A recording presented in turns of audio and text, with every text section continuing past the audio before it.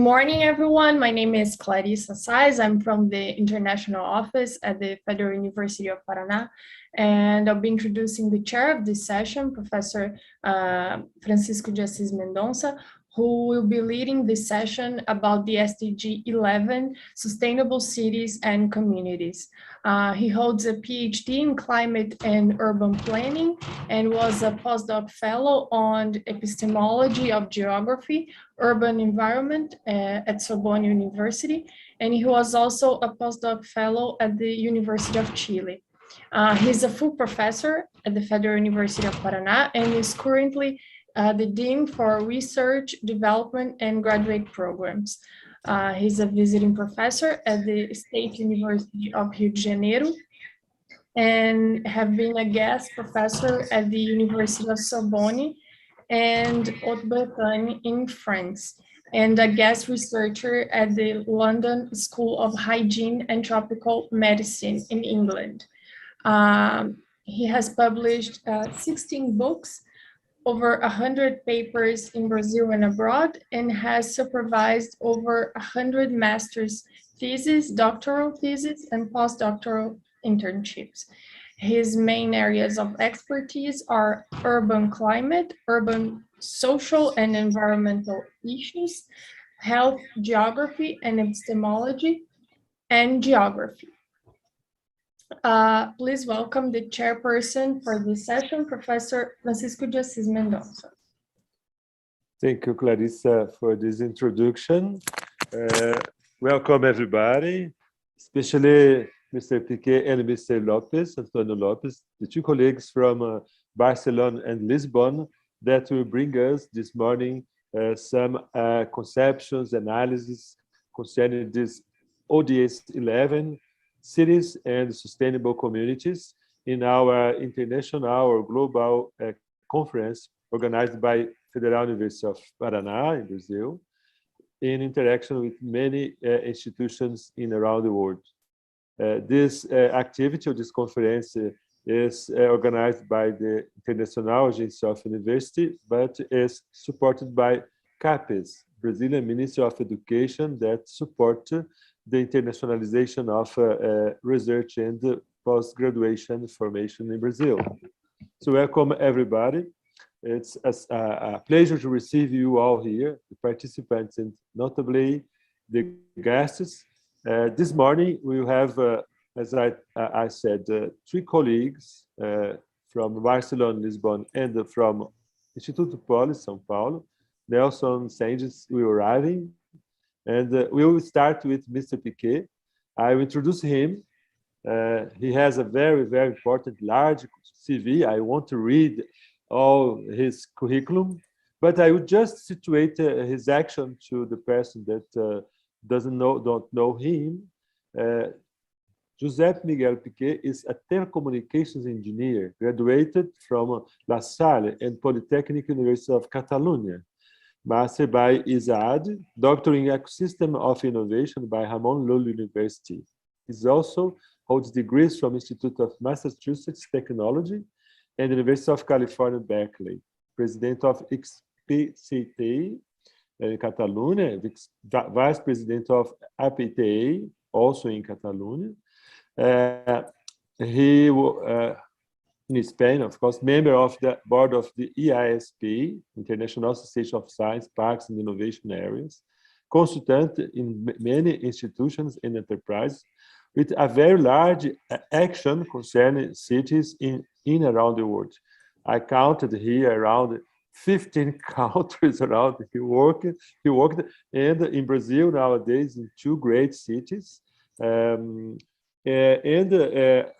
beyond everything this, Mr. Piqué has the central line of his activity, the promotion of economy and society of knowledge with objective of consolidation knowledge cities in smart cities.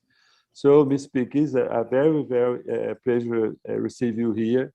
I pass you the word to your speech. Welcome.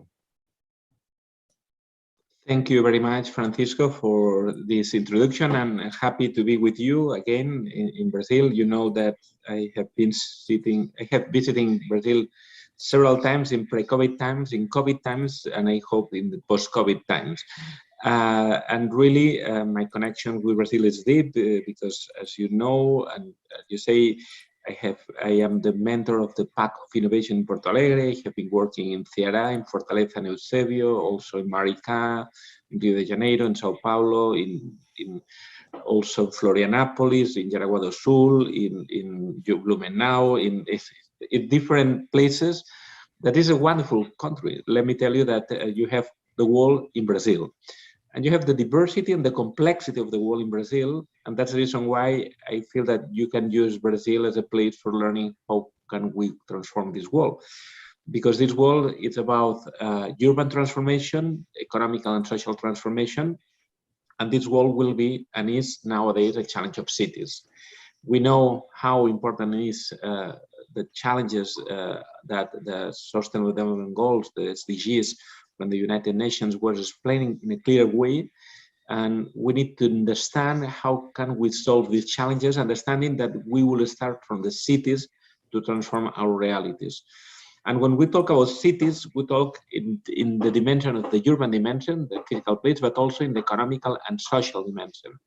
And that's the reason why I would like to do my presentation about the case of 22@, a case that perhaps for some cities in Brazil, they will be very well connected in terms of the reality that we had 20 years ago, and now how we transform 200 hectares of the old industrial district in a new knowledge-based district.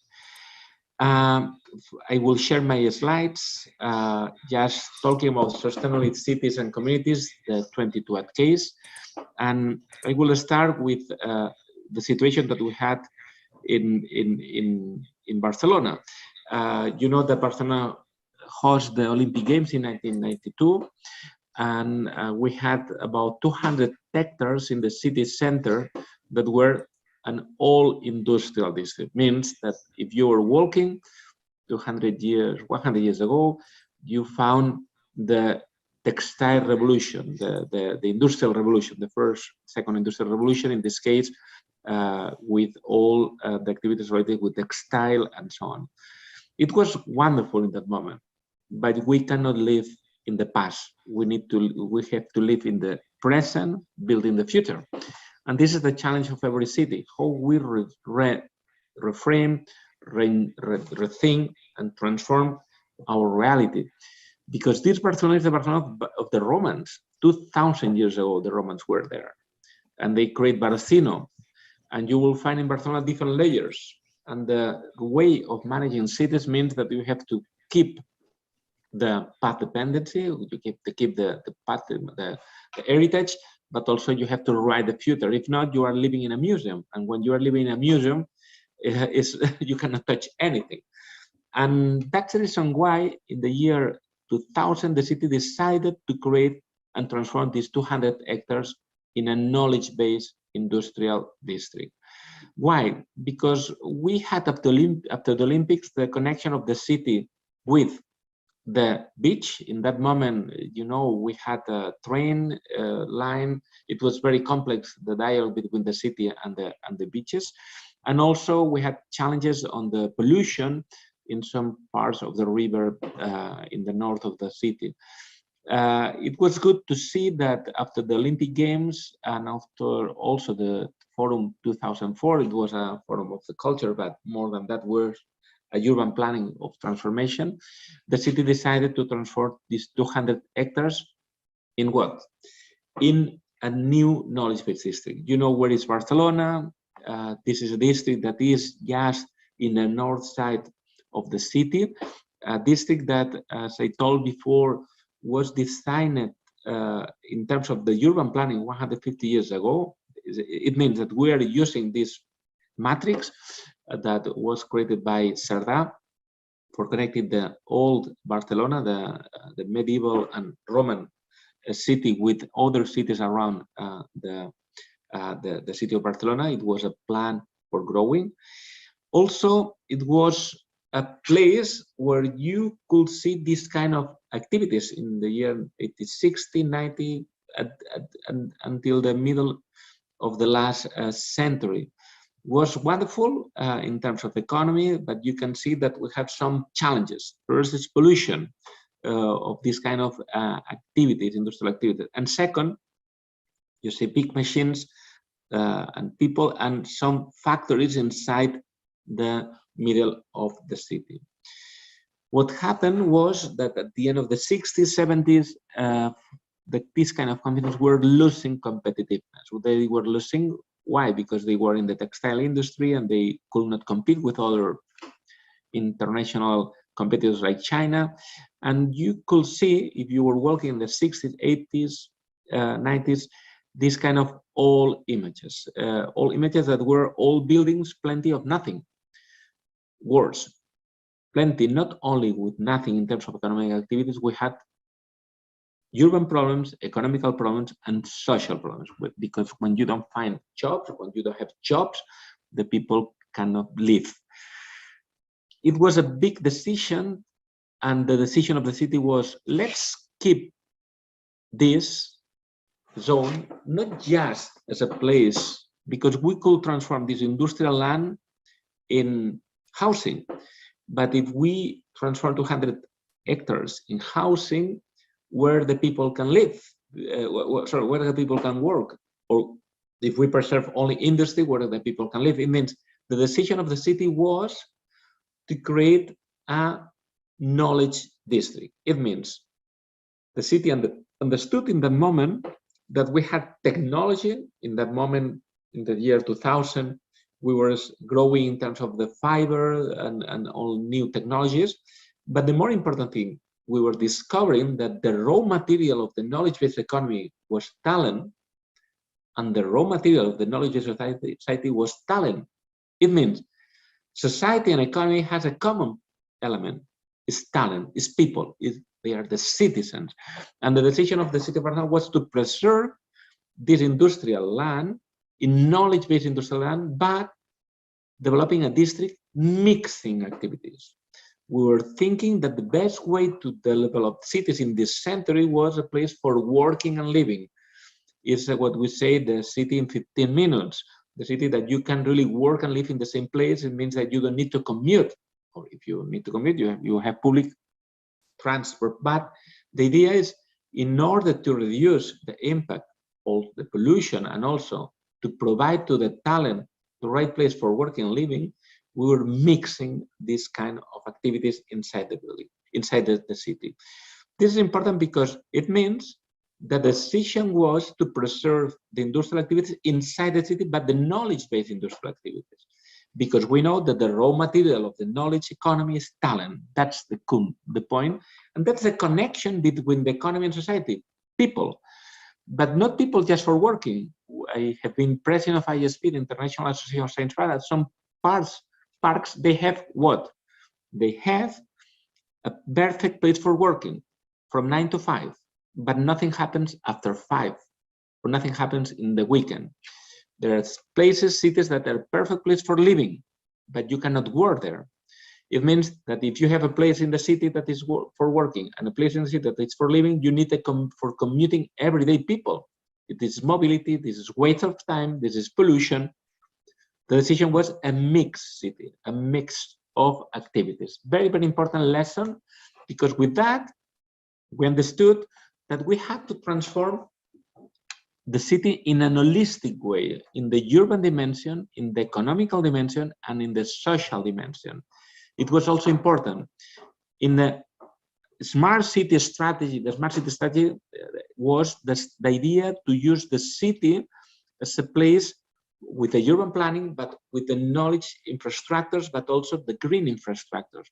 It was important to define the quality and the quantity, the plan of infrastructures for developing a district, in this case, that was managing the waste and also the energy and other issues related with the urban dimension. When we talk about knowledge-based economy, we talk about the specialization of the district. What I mean is that we were working in the place that we understood that we should create knowledge-based activities. Knowledge-based activities are no pollution activities, because what you are doing is a place where the people can work in the IT sector or the media sector or the design sector.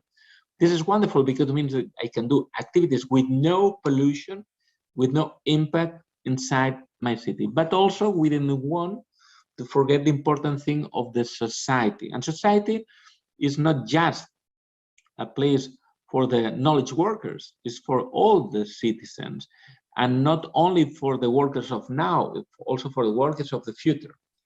With all of that, it was a strategy, an holistic strategy in the urban, economical, and social dimension. If we go a little in deep on this model, this is the meta model of 22 where you can see that this is a strategy of smart cities, the urban planning, management, infrastructures, and building. It means that how we work in the hard factors of the city, also in the knowledge city, how we connect science, technology, industry, and market. What we say and what we see is that we have to make a smart specialization. It means we have to develop activities connected with research, technology, industry, and market. Why we say research, technology, industry, and market? Because this is knowledge-based economy. We need talent, but also we need technology. Talent and technology are the tools for this knowledge-based economy and knowledge-based society. Talent and technology is productivity. Talent and technology is competitiveness of companies. Talent and technology is employability for the people that are living in the city. Very important strategy, the clusters, the specialization of the district, the specialization of the city. I am in the creative industry and the energy sector. I am in the media sector. What is the sector that I specialize my district, my city? Also, we were working in the strategy to combine the attraction of companies with the creation of companies. Very important thing to connect both. We need to companies to use and to promote companies in the district to develop economy, but also we need to stimulate new technology-based startups for developing this kind of activities. But also the idea of that we are promoting to locate in order to connect to the world. This is very important. The cities are not just a local agent. They are hubs of global connections. And the city is like a local hub, but also it's a global hub. This is important because the companies that we were promoting to be in Barcelona were not just for Barcelona. We're working from Barcelona to the world. Very important because it means a change in the way of thinking in cities in a local dimension. The cities must be global platforms for global citizens. Very important because we see more and more young people that if you are not offering them a place to be global citizens, they will leave. And we saw this in Brazil, people that the easy way is to go to Sao Paulo or to go to Floripa or to Porto Alegre, and they can live and they disconnect with their reality, or Curitiba. Important idea to offer the talent the possibility to growth. And also in this way, the strategy of the city was to attract talent, to retain talent, but also to develop and create talent. Create talent means young people, then inclusive growth, to promote that the talent will be not just watching the new knowledge-based economy, also they were part of this new knowledge-based economy. Very important in terms of sustainability, because if we are not allowing the young children to grow, they will live. More than that, if we are not using the young people to work with us, we are not using them as a raw material of the economy, but also raw material of the society. Very important, this framework, because with that, what we were doing was to transform a district with the new knowledge-based infrastructures. It means inviting universities to be in the district in order to connect with the economy. This is good because it's no pollution, but it's knowledge-based economy. Also, we were developing a strategy of green infrastructures. When we talk about green infrastructures, I will develop later, but it's about water, energy, mobility, waste. And when we say mobility, you know, Barcelona is working a lot with public transport and also to promote the use of the common infrastructures for this kind of mobility. But also it's about housing, because if you want to develop sustainability, it's not only green sustainability, it's also social sustainability. And sustainability means offering housing, social housing for the neighborhoods, the neighbors that they were living before the transformation.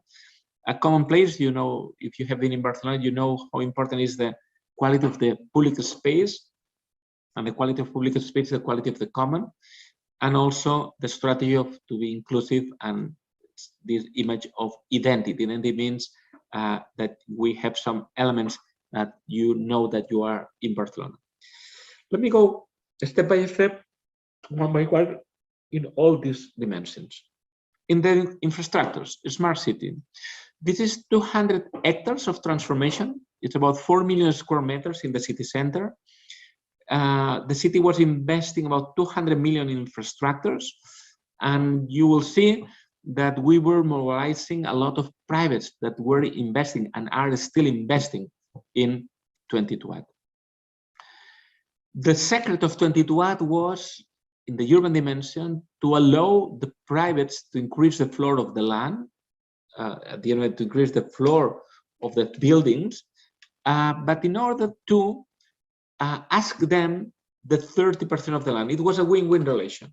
We were asking, we're allowing the owners of the land, because all the land of 22@ was in hands of private people. It means that it was not land of the public administration. And with this land, what we saw that it was the perfect place for developing the knowledge economy, but we had to do incentive. The incentive was, okay, you can increase the floor of the buildings, but you have to give the 30% of the land to the city. Why? Because we didn't have green spaces, universities, and also we have social housing there. It means we were using the 30% of the land, 10% for green spaces, 10% for social housing, and 10% for universities and incubators. In this win-win relation, we discover how important it is to develop a strategy of connecting public-private partnership strategies. You will see that infrastructures, we had some infrastructures with a very clean and green strategy.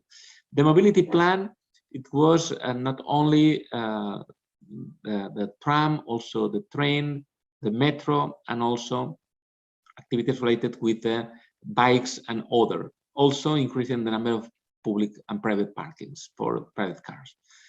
In terms of telecom, we were developing all the fiber. And let me connect this. Fiber means digital. Digital means that we can be more green if we are more digital. This is very important to connect. And this is also for the debate, because if I can develop the digital strategies, I can connect these digital strategies with the green strategies. For instance, with the energy networks or smart grids, for instance, selecting the waste collection, we were analyzing the waste, and also the system that Barcelona is working is a process of recycling and also developing paper, all the elements that we can do in terms of a circular economy. Heating and cooling system, very important.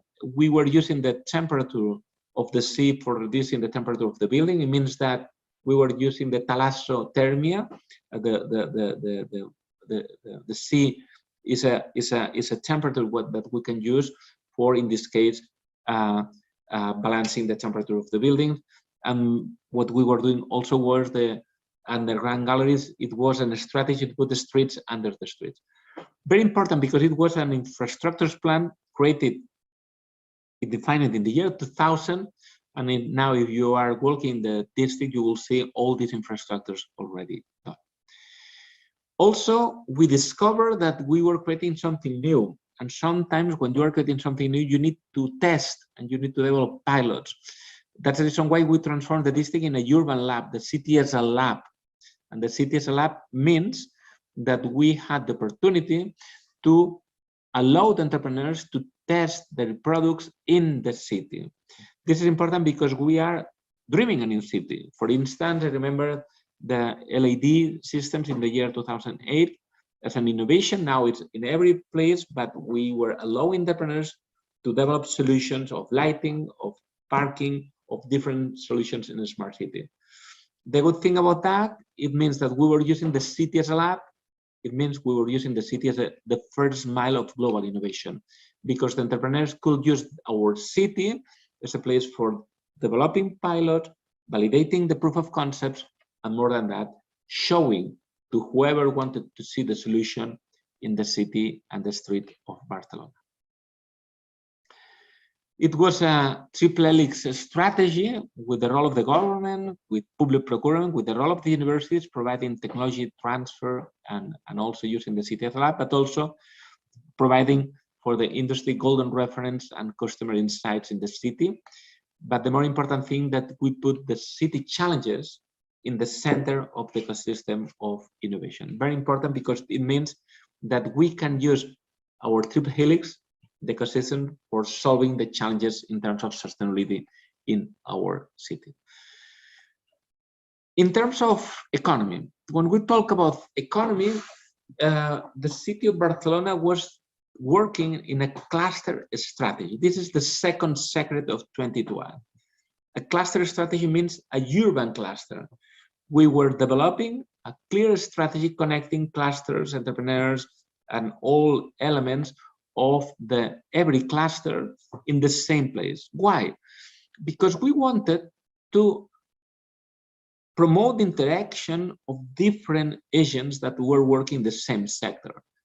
And the promotion of the interaction, you can make events, but the more important thing is that in a daily basis, you can interact with the students, researchers, or companies that are in the same field.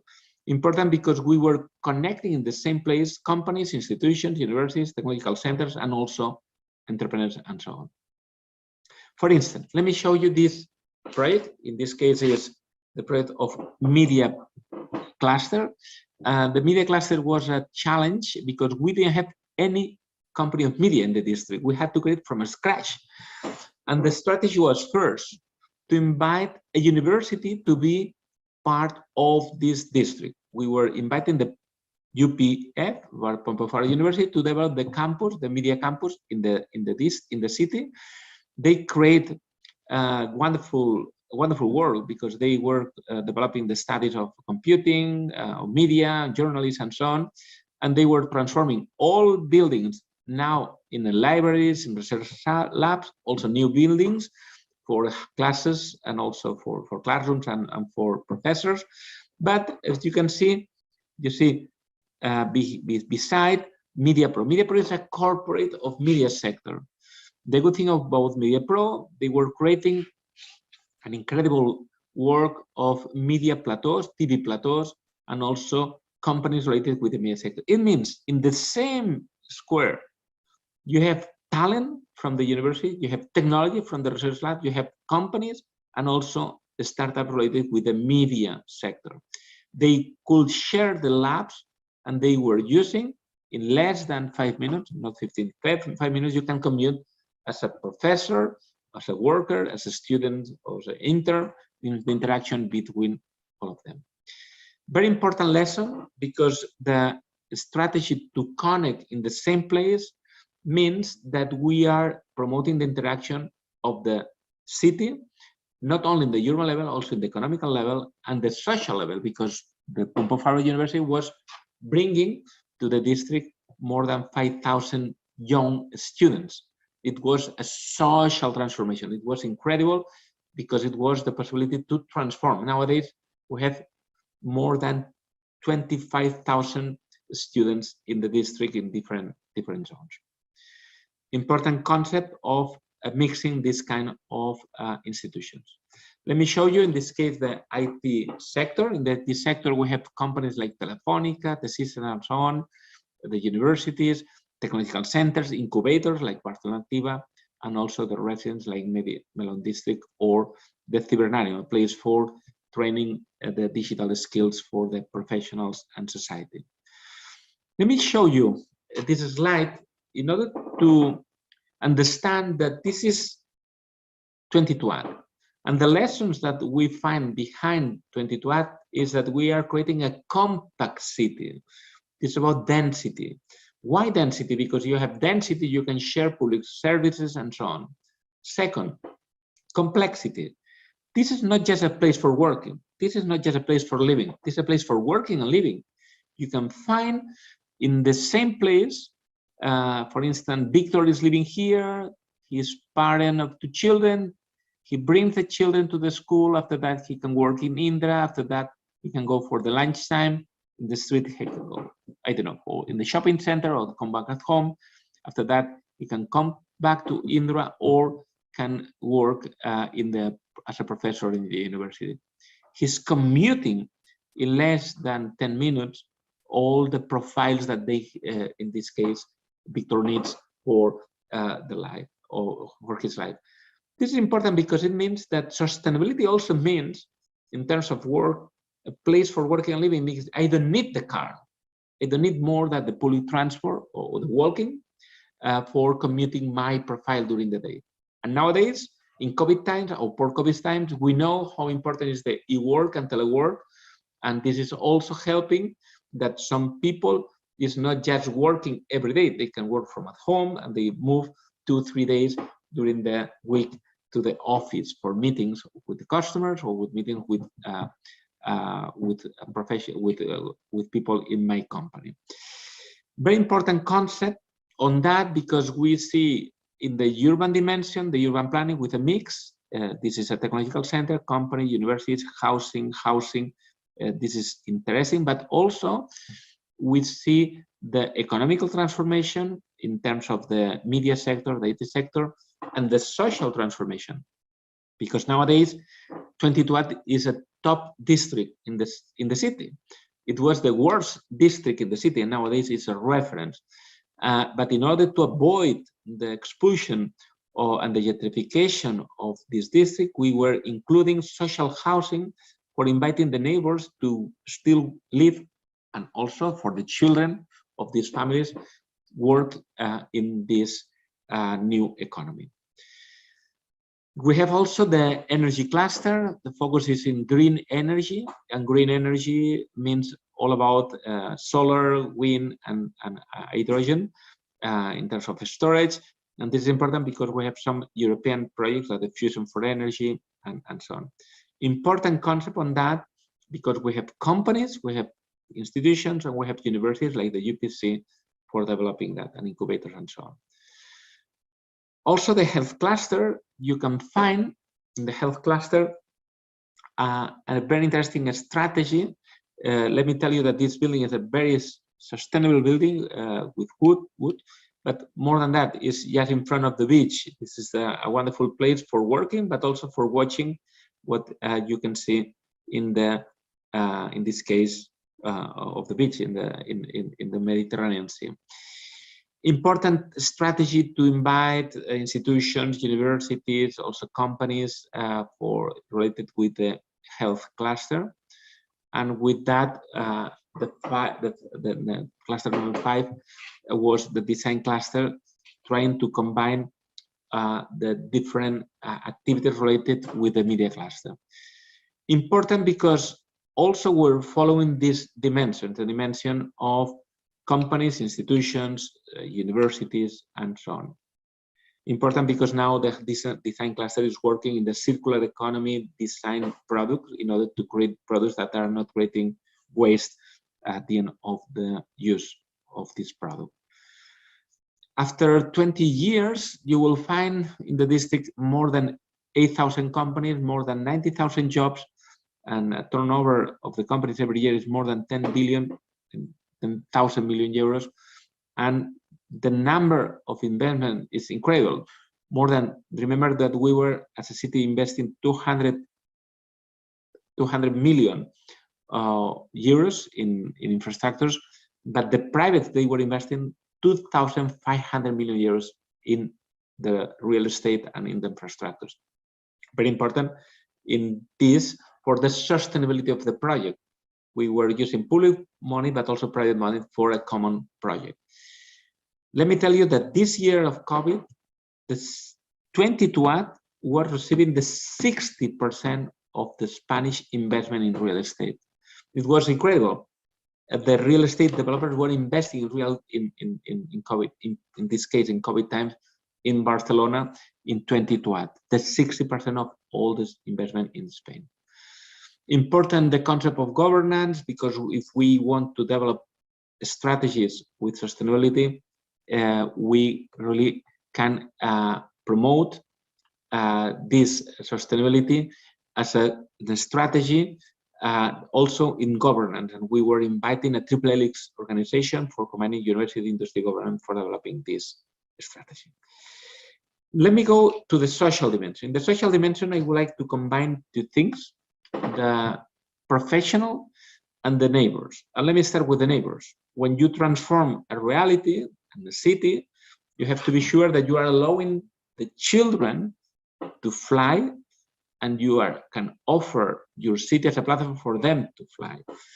To fly means that they must be global citizens using your city as a platform for living there, but also for transforming grandparents and families in this digital transformation. We were working a lot in the digital district, transforming, for instance, what we say grandparents,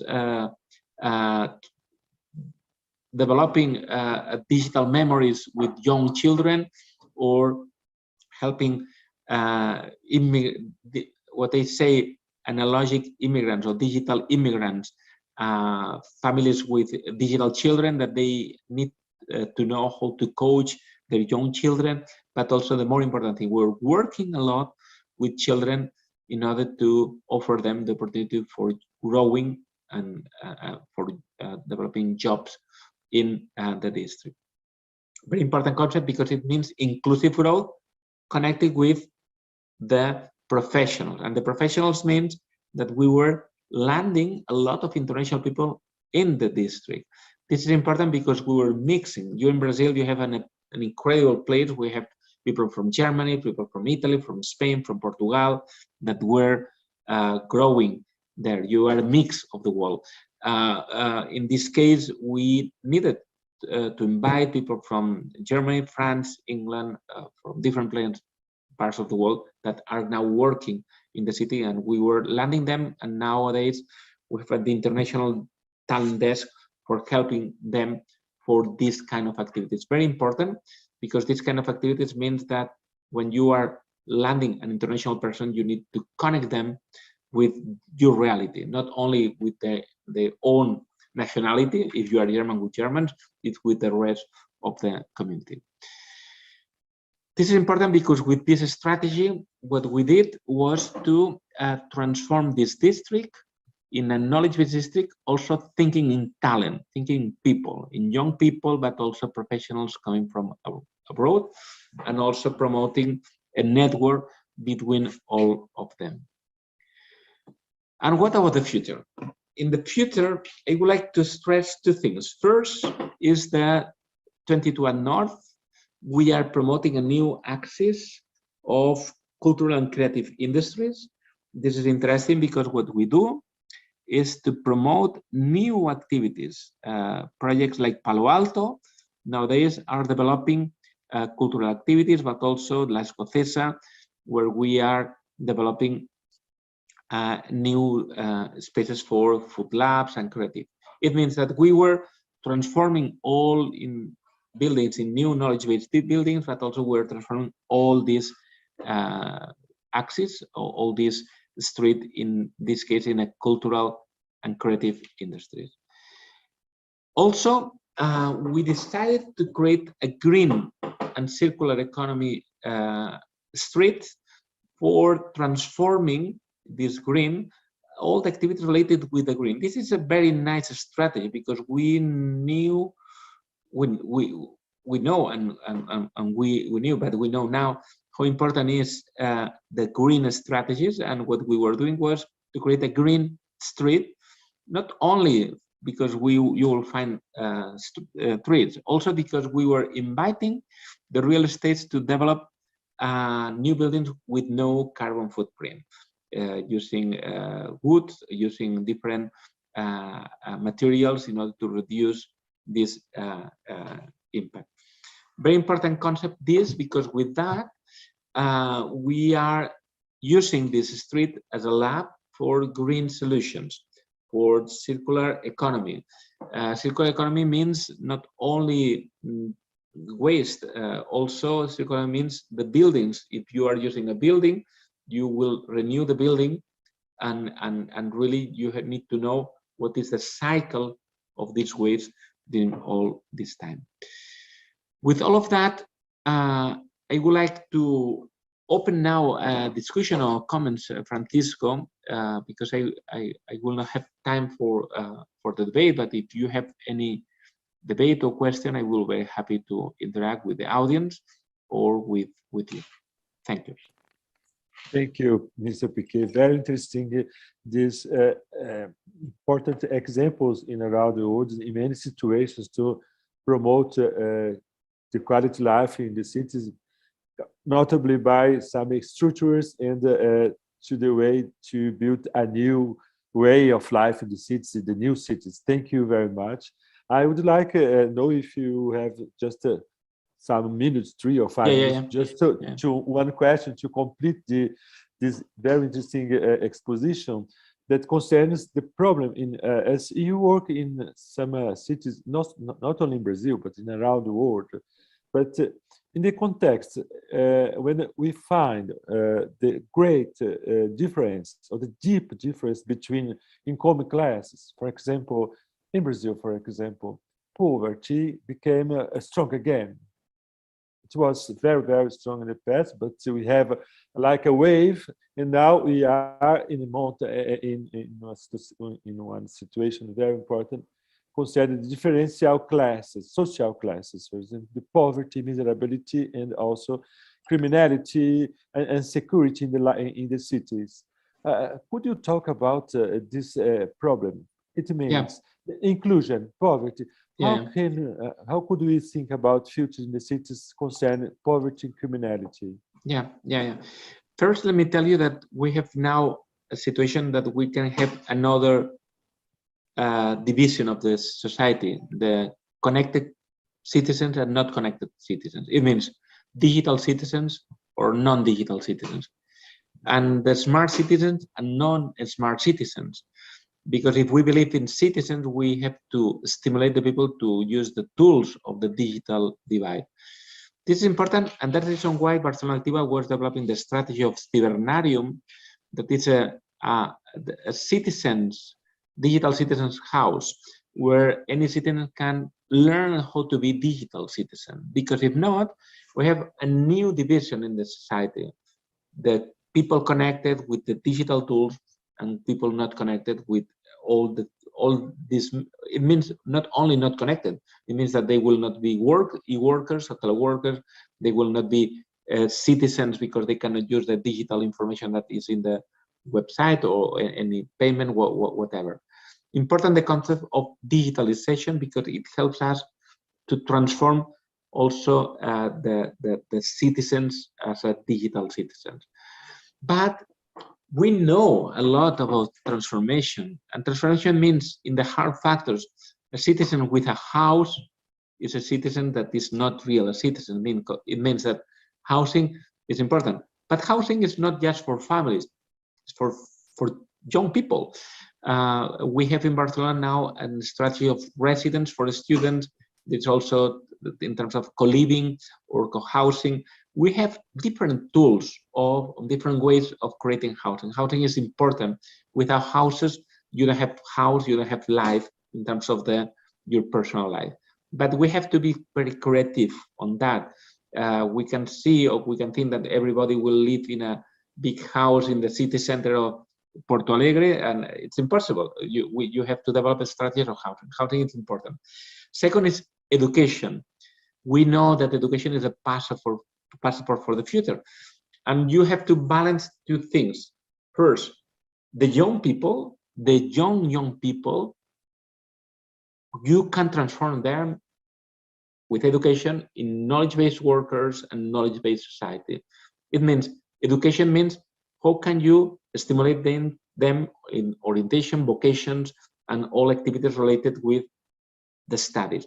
It means that in the situation of Barcelona, we were working a lot of STEAM, the vocation of science, technology, engineering, and math, but also vocations of young girls in order to connect them with engineering and other studies, because we know that we will have jobs on that. If we don't connect the people with the jobs, we have a problem of this future, in this case, generation. But for whoever is not young, but they are living here, we need to reskill and upskill, reskilling and upskilling. We have a very interesting program with Telefónica. The name is Escuela 42, School 42. That is a program for whoever wants to be in a digital world, not just for citizens. Whoever wants to be as a professional in digital world, they can start now. And in 6 months, they can work. This is important to promote different ways of inclusive growth. Means promote inclusive work. And inclusive work means to allow them to learn. And this is the lesson. With jobs, we will create freedom. Without jobs, we'll create dependent people. And that's, from my point of view, and it's not only about jobs for others, also they can be entrepreneurs or they can create new things. For instance, Barcelona Activa is promoting a lot. Whoever wants to start a new company, they help the city council to any person to create their own job. For whoever is losing job, there is a program for training them for finding jobs, for not only finding, training to be ready for the job. It means that a public activity could be to train, or also in connection with universities, not just engineers and top PhDs, also people that in 3 months, in 6 months, they can develop the skills for working in some activity. My suggestion, when you have this division, is that you have to encourage this, the rich people happy. If they can invest in entrepreneurs, is the best thing that they can do. But let me tell you, poor people in terms of money, but they are people, they are smart people. We need to provide them the tools for allowing them to grow. This is about talent. We, as a society, we cannot waste any talent. We cannot waste any person. And the challenge of inclusive growth is educate them for a common purpose. The common purpose is a professional life and also a personal life. I don't know if I answer you, but the strategies that Barcelona was doing was first about talent, education. It means orientation, education, and and job opportunities, and also promoting entrepreneurship to create companies with not only university students, could be people from all the city. If not, we will not change. Another thing is, how can you combine both things? In the case of Barcelona, we were using the public space as a common space, because you can be rich or poor, but you are in the same street. And the street is the quality of the street, is the quality of the common. And if you have a clean street with a place that you can mix, you will have a society. If not, you have not a city. You have a lot of citizens living in their own houses or their own golden jails, just living very happy to be inside the jail, in the golden jail, let me tell you, but not in the reality. I feel that if we find common places with security and so on, it will be the best strategy. This is my answer to your deep question, but it's I feel that we can debate 10 minutes more. Yeah, I 10 agree. hours. No, I agree with your mind, because I think to developed countries, as for example Spain and France or Portugal or United States, it's so easy to do. But when you are in a situation when society, the mind of society in general, are based on the division that higher class and upper class and low class, and not division of incomes, it's very difficult to do this action that you do. But it's a challenge, of course, it's a challenge. But if you can't transform the society one day to another, to a justice in general, we must improve some details, some aspects to arrive at that. as you propose. I agree. I agree. Yeah. Okay. But also think about the entrepreneurial behavior. Sometimes, and let me tell you in a clear way, some families with all the resources that they need, the children are not entrepreneurs. Why? Because they have all what they need. They don't have to fight for anything. They have all the cars and food that they need. Sometimes young people with no resources fighting for the future, they can create new things. And we know now, and you know that in USA, in America, the entrepreneurs usually are immigrants. Immigrants mean people that they have to fight for creating new things. And this is the energy that they would like to use. And we have to use people that they want to create things. The challenge here is how can you create the platform for helping them to create things, but more than that, to educate them to develop new things. That's, from my point of view, a wonderful opportunity. And remember, any person in any city is talent. Any person. A young person in a favela in Rio is talent for me. The challenge of our society is to develop an inclusive education and to allow them to grow.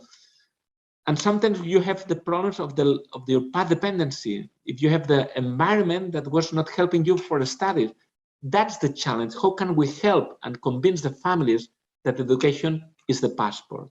The education is the passport.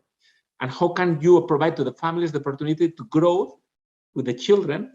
And perhaps the parents cannot change the world, but for the children, the parent will do whatever they need.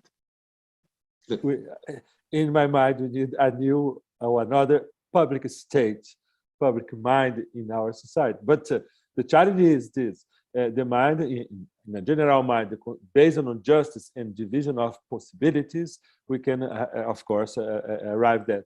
But the proposition, your proposition, is very, very interesting. We must fight for them. Thank you very much. Thank you very much. We'll be in touch, and we are happy to be in connection with you. And whenever you will be in Barcelona, please call me, and I'm very happy to host you. Thank you. Brazil, and thank you, Francisco, Antonio, and Clarissa, and the rest of the audience. Thank you. Thank you again. Thank you. So let's continue our discussion, our debate this morning. And we have now with us Mr. António Lopes from University of Lisbon. He is geographer, he's teacher at University of Lisbon. And in Lisbon, the University of Lisbon, he works in the Center of Geography at University of Lisbon, Center of Geographical Studies. Mr. António Lopes works in urban climate planning, and he works in not only in research concerning climate, cities, geographical aspects, but in his work he established several times the interaction between universities, knowledge production, and the administration of cities.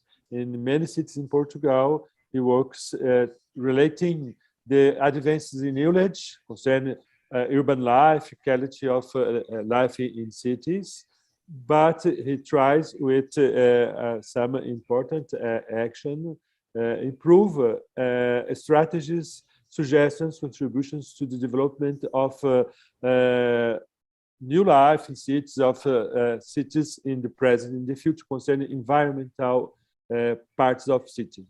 So I say welcome Mr. António Lopes. As we told before, that in opening this section, he can, or everybody can speak in original language. So António told us he will present his presentation in PPT English, and he will speak in Portuguese. So António, welcome. Thank you to be with us. Yours. Thank you, Francisco. Maybe I will try to speak in English. It's great. No problem. Thank you very much, Francis, for the invitation for this thing, for this conference. It has been interesting, very interesting. So I will try to show my presentation. It's okay? It's okay. Very good. Okay. So Francisco told me to speak about climate change, cities, and sustainability communities. And as he said, is one of our concerned research groups, Zephyros, in the University of Lisbon, Center for Geographical Studies. I will show some, I will make more questions. I have many doubts, as many of the scientists today, about all the things, uncertainties. But we also have many questions, and in the end of my journey, I prefer to make questions than other things. So we'll talk about firstly climate change in cities. This is my rope. We will talk about the Paris Agreement, the sustainable cities and utopia cities. Then we'll talk about climate service data. I think it's one of the most important now to generate information for our citizens. How can we build sustainable communities? And we will make some conclusions. So Paris Agreement was revised for 1.5 degrees Celsius. And one of the latest questions that make is this one: how close are we from this list? If you look at this temperature, this difference in temperature, not temperature, but this difference in temperature from the baseline. So we are in a growing and very fast increasing in temperature. If you look at the left, with the left part of my screen, in 2000 we have about half a century to achieve this goal. We can see here the projection of the temperature were rising. And we had about 45 years to tackle change.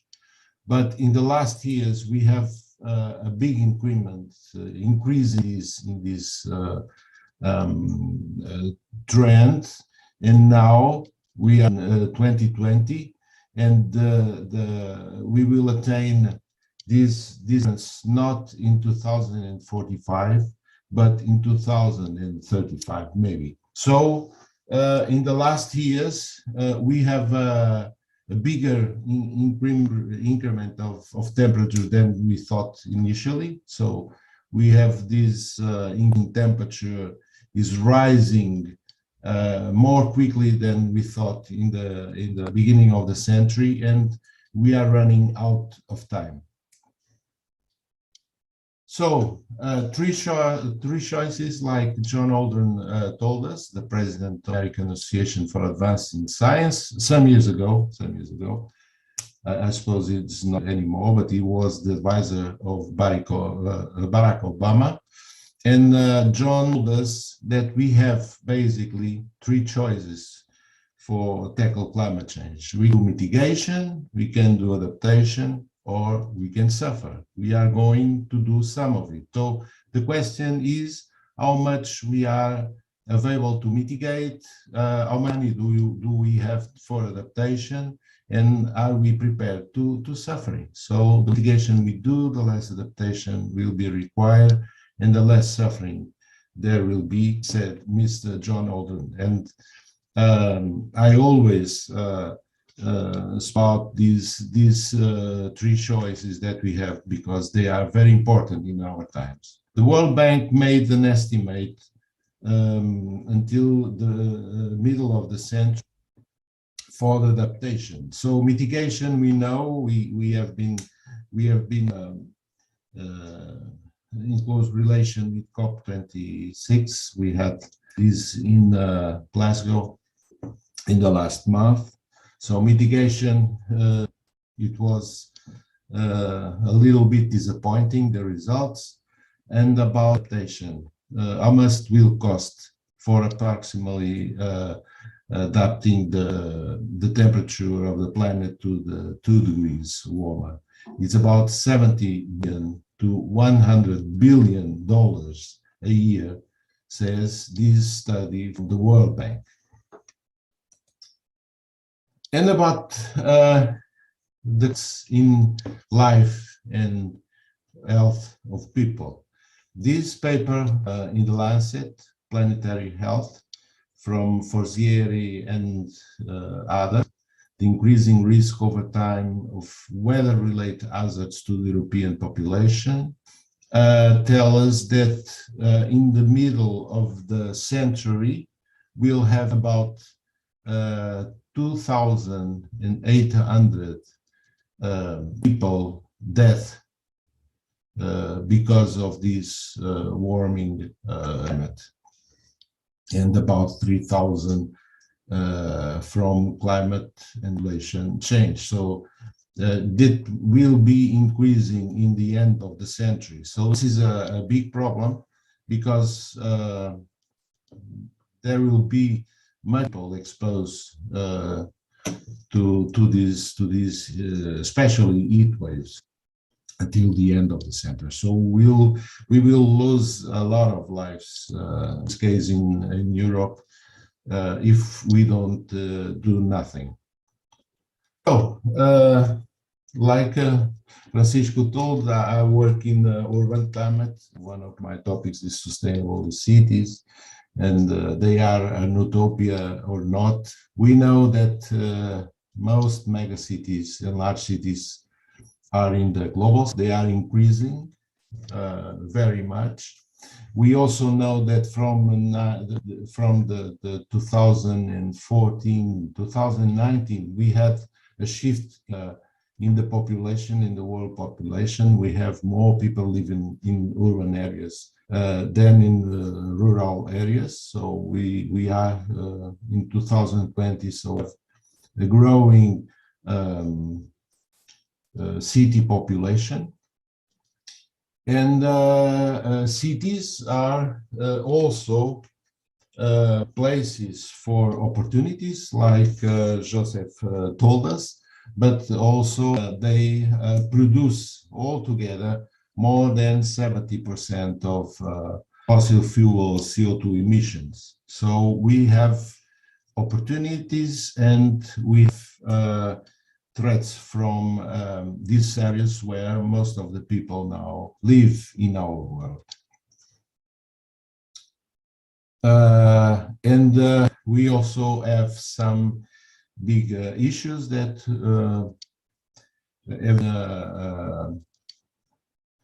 talk in the news. We have heat waves, we have droughts, we have damage caused by heavy rains, we have heavy pollution.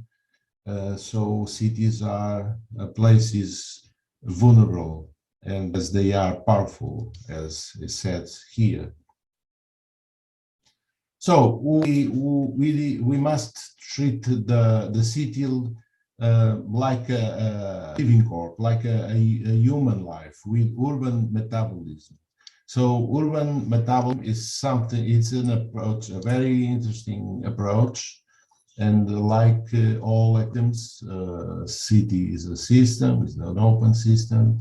They have inputs and of GN materials. And the big question is, how can we have a healthy body, a healthy city? Can we transform our cities from a linear metabolism to a circular metabolism? Mr. Josep Piqué told us that the example of Barcelona is very interesting, but it's a very rich city. How we these transformations in the future? Are all cities in the world prepared to circular metabolism, to recycle their own products? And another important question is, are cities prepared to not only to consume but to produce? Because circular metabolism need to produce them water, food, and other energy. Like the Like the paper of Peter Newman, very important paper in 2006, he is the extended metabolism model in Sydney, and they found a huge quantity of waste and CO2 emissions in Sydney.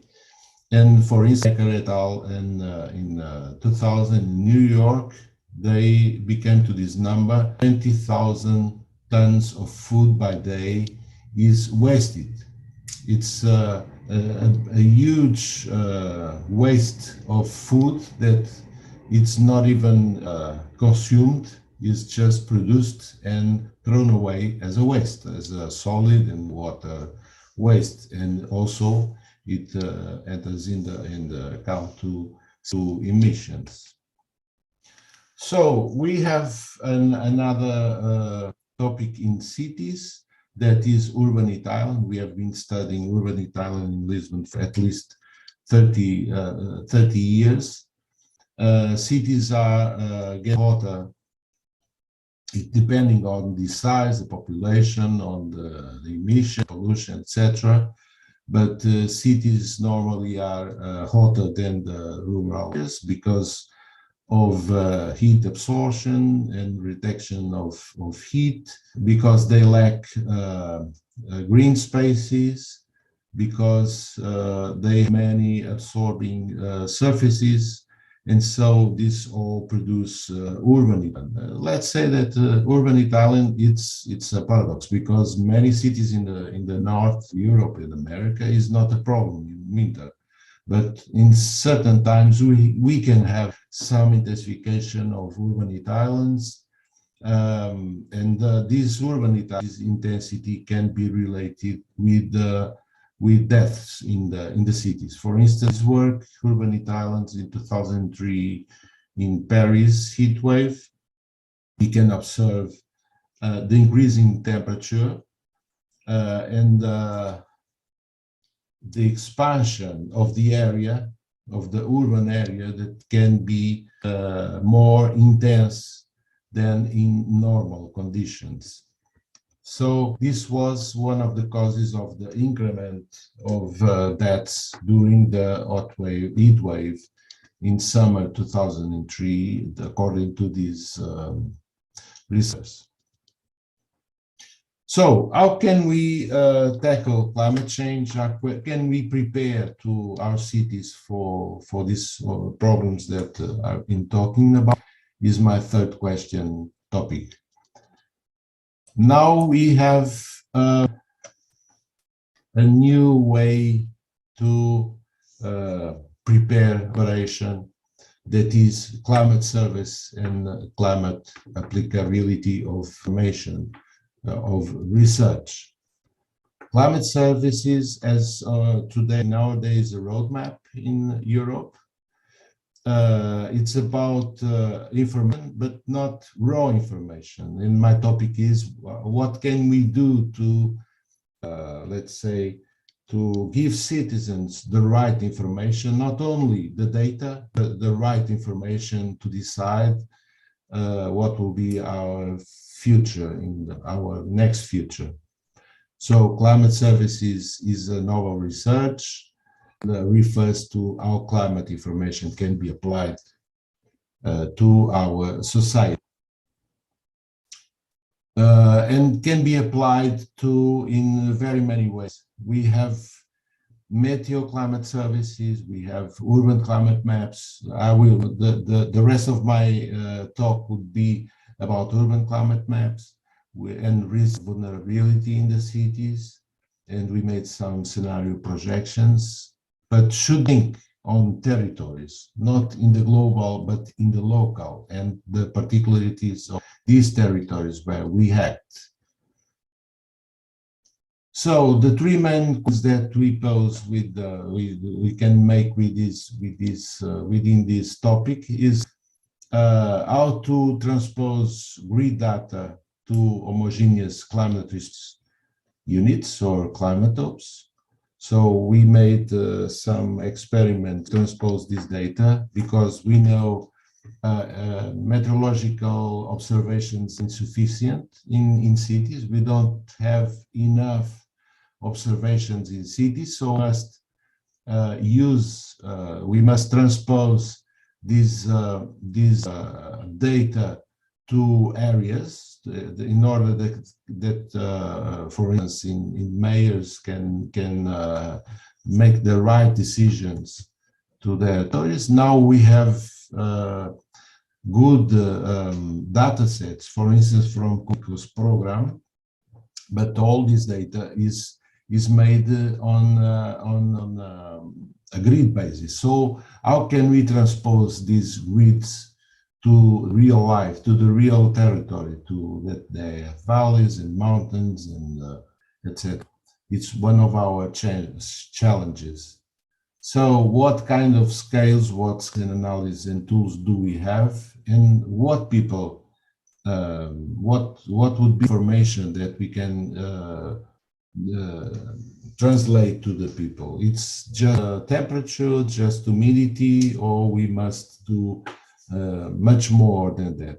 And my knowledge is that we should invest in bioclimatic assessment. That is the way that people can understand better weather and climate.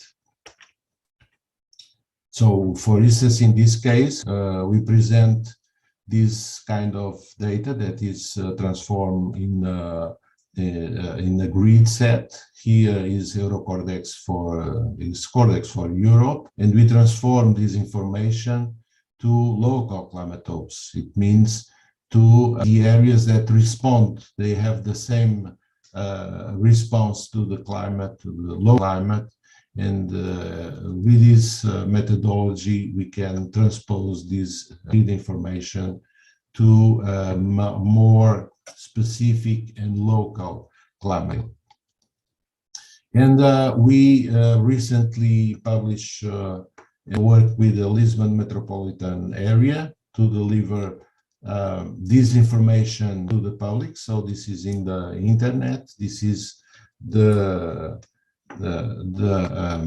Lisbon metropolitan area climate change report that we made. We were working on this for the last 3 years in our institute with the local authorities, and after at the end we can have these maps converted to local areas. Here is not, I'm not presenting the climatopes, this approach, but the units we have in Portugal that are the town halls, the councils, and the parish in Portugal. We have all this information available to the public. Public can quote not only the present but the future climate, and not only temperatures and humidity, but the risks they really have in each territory.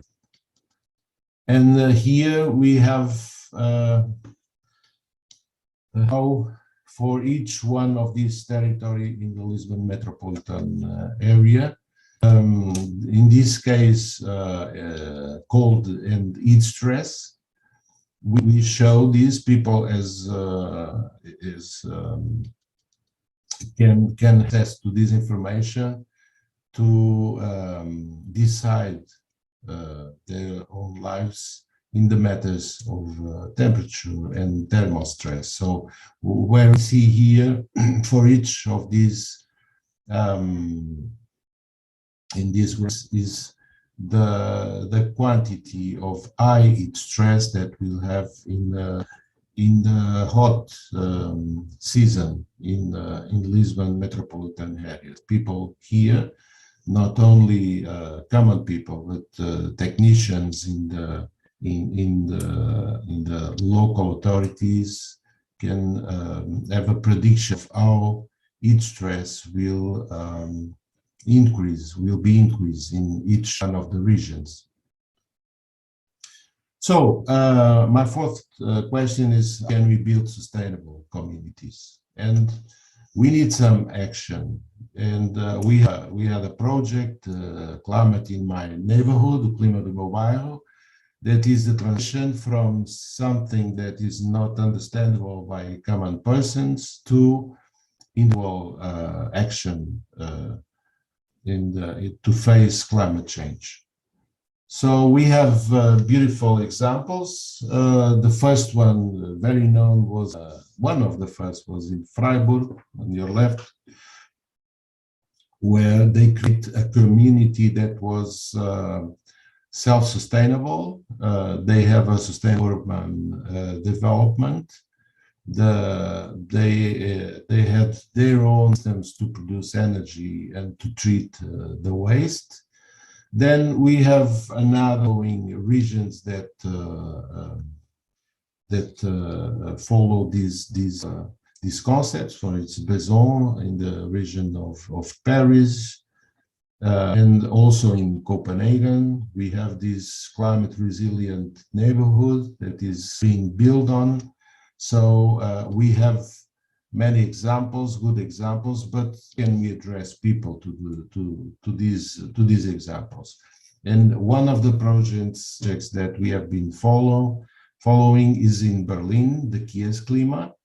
And a very interesting example because this is a neighborhood,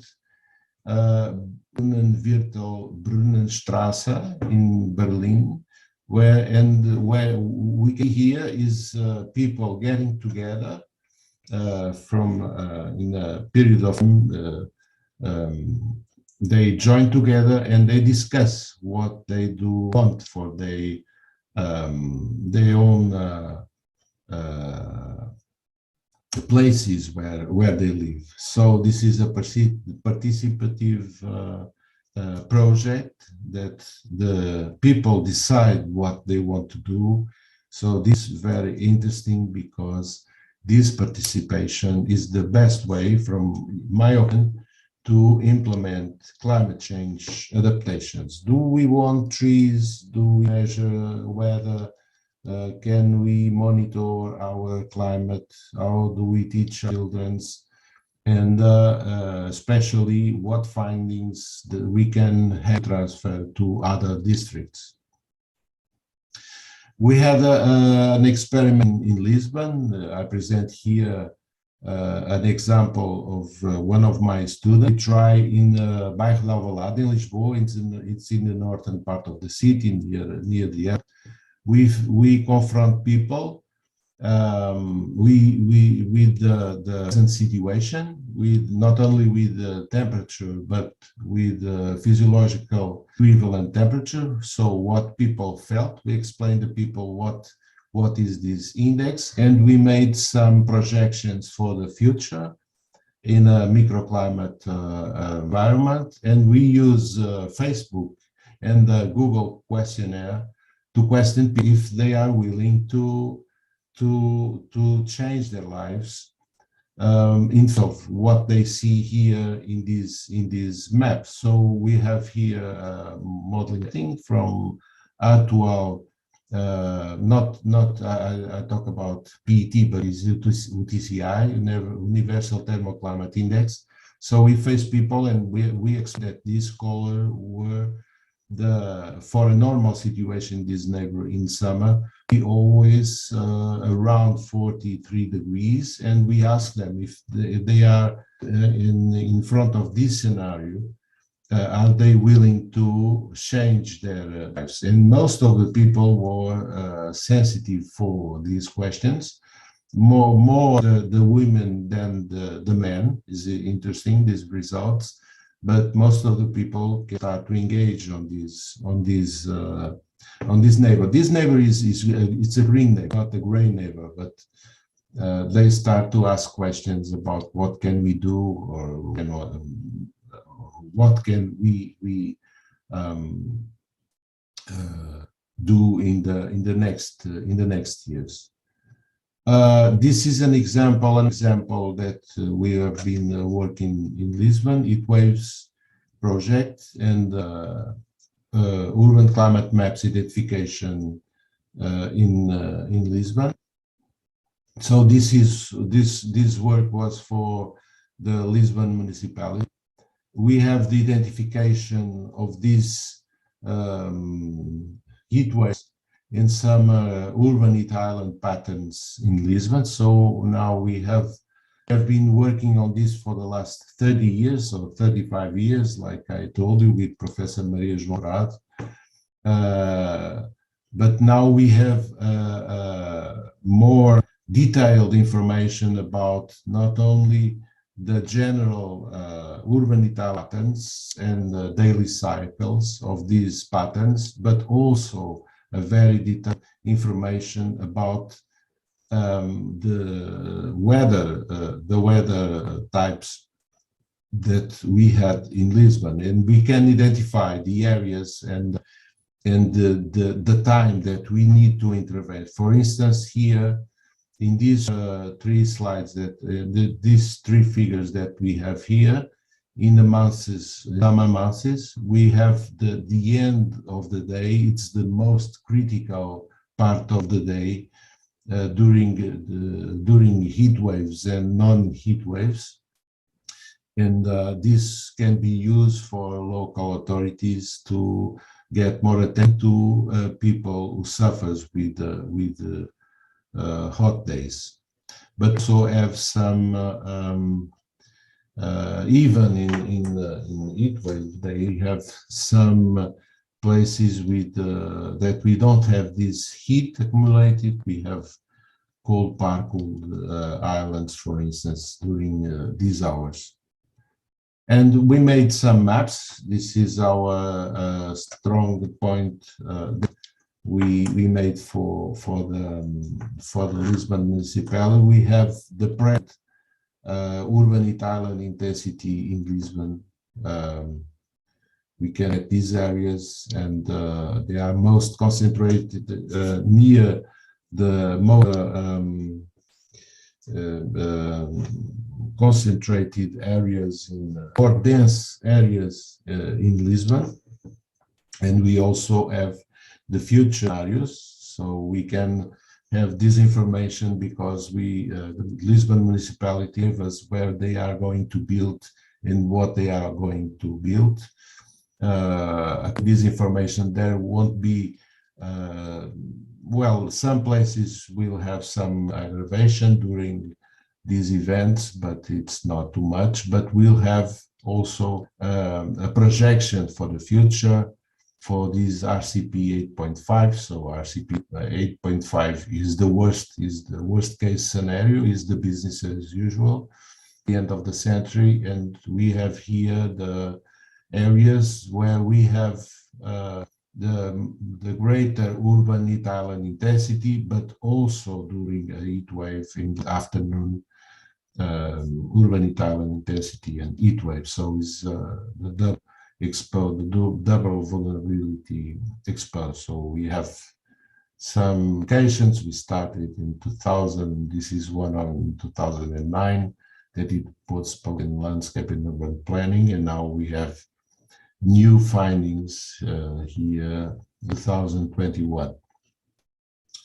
So how do we, what did we produce new from the municipality? We have new maps, the roughness lens, the complexity, the volume, because we know that this complexity is very related with the urban intensity. So we have all these maps. The municipality has this to work with, so they have all the information now that can use in planning, but also they can produce new predictors for urban heat island.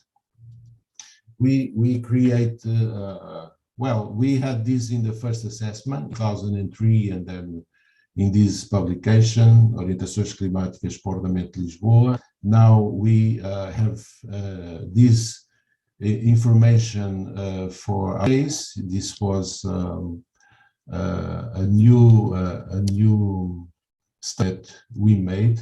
We prepared this information for Lisbon Authority also with climate hopes, and for each one we designed and rearranging these climate ops, we redesign these areas that should be taken into account when the local conditions create new infrastructures. So we have 8 areas with climate guidelines and more than 30 measures that can be condensed in three levels: ventilation paths, the different density areas and green areas. And for each of these areas, we have these measures that we proposed, and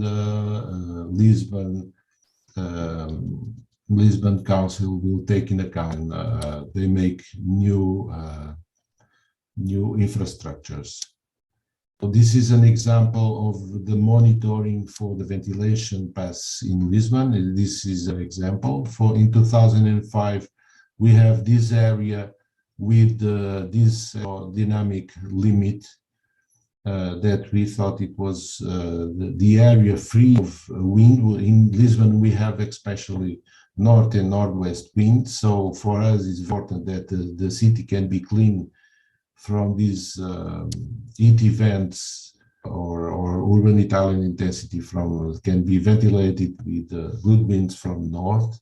In 2020, this limit is progressing to the north. It means that the urban density is increasing, and also can predict, is in agreement with the new findings that we have, that urban Italian is increasing to the north of the city, because of course we don't have as good as we wanted this wind clean the city from these areas. And we also demonstrate how important are the green urban areas to tackle urban changes. So here in the blue, we have a big forest near Lisbon. Is one of our main parks that we have in the city. And now we have a model with the areas that need more improvement, also the areas where we have more intense urban Italian intensities. And we came to the conclusion that even a small canopy of trees can decrease 1 degree centigrade in our city. And we also demonstrate the importance of these spaces to prevent mortality. And in this graphic, we have here the normalized difference vegetation. That is an index that is on the biomass quantity of green spaces. And where we can from these graphs is that the greater area they have with this vegetation index, the lower is the relative risk of mortality during bigger temperatures.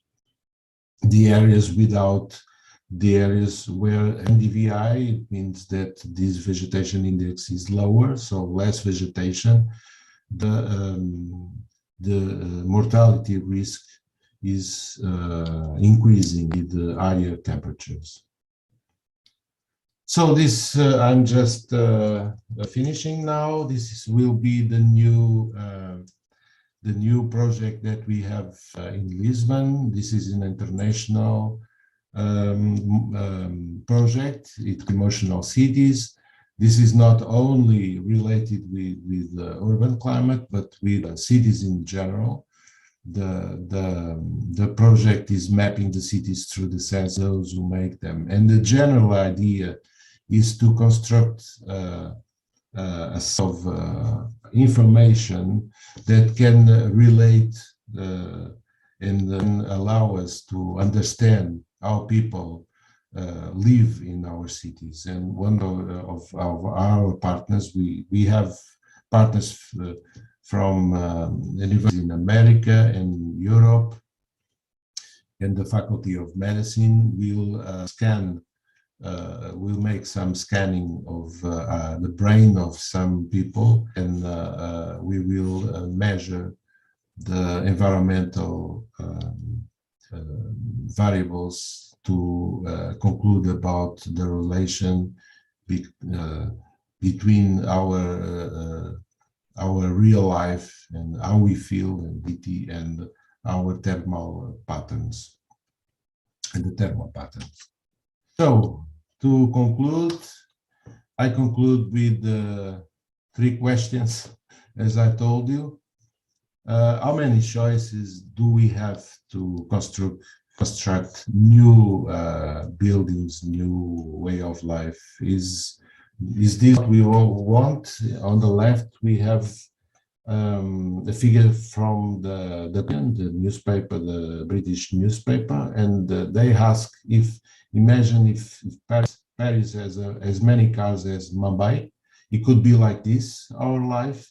This is important because, of course, this is a utopia, but a bad utopia in these cases. But this remains one very interesting question, that is social justice and spatial justice. How can we get to the Eiffel Tower if the whole tower is surrounded by cars and by lanes of cars?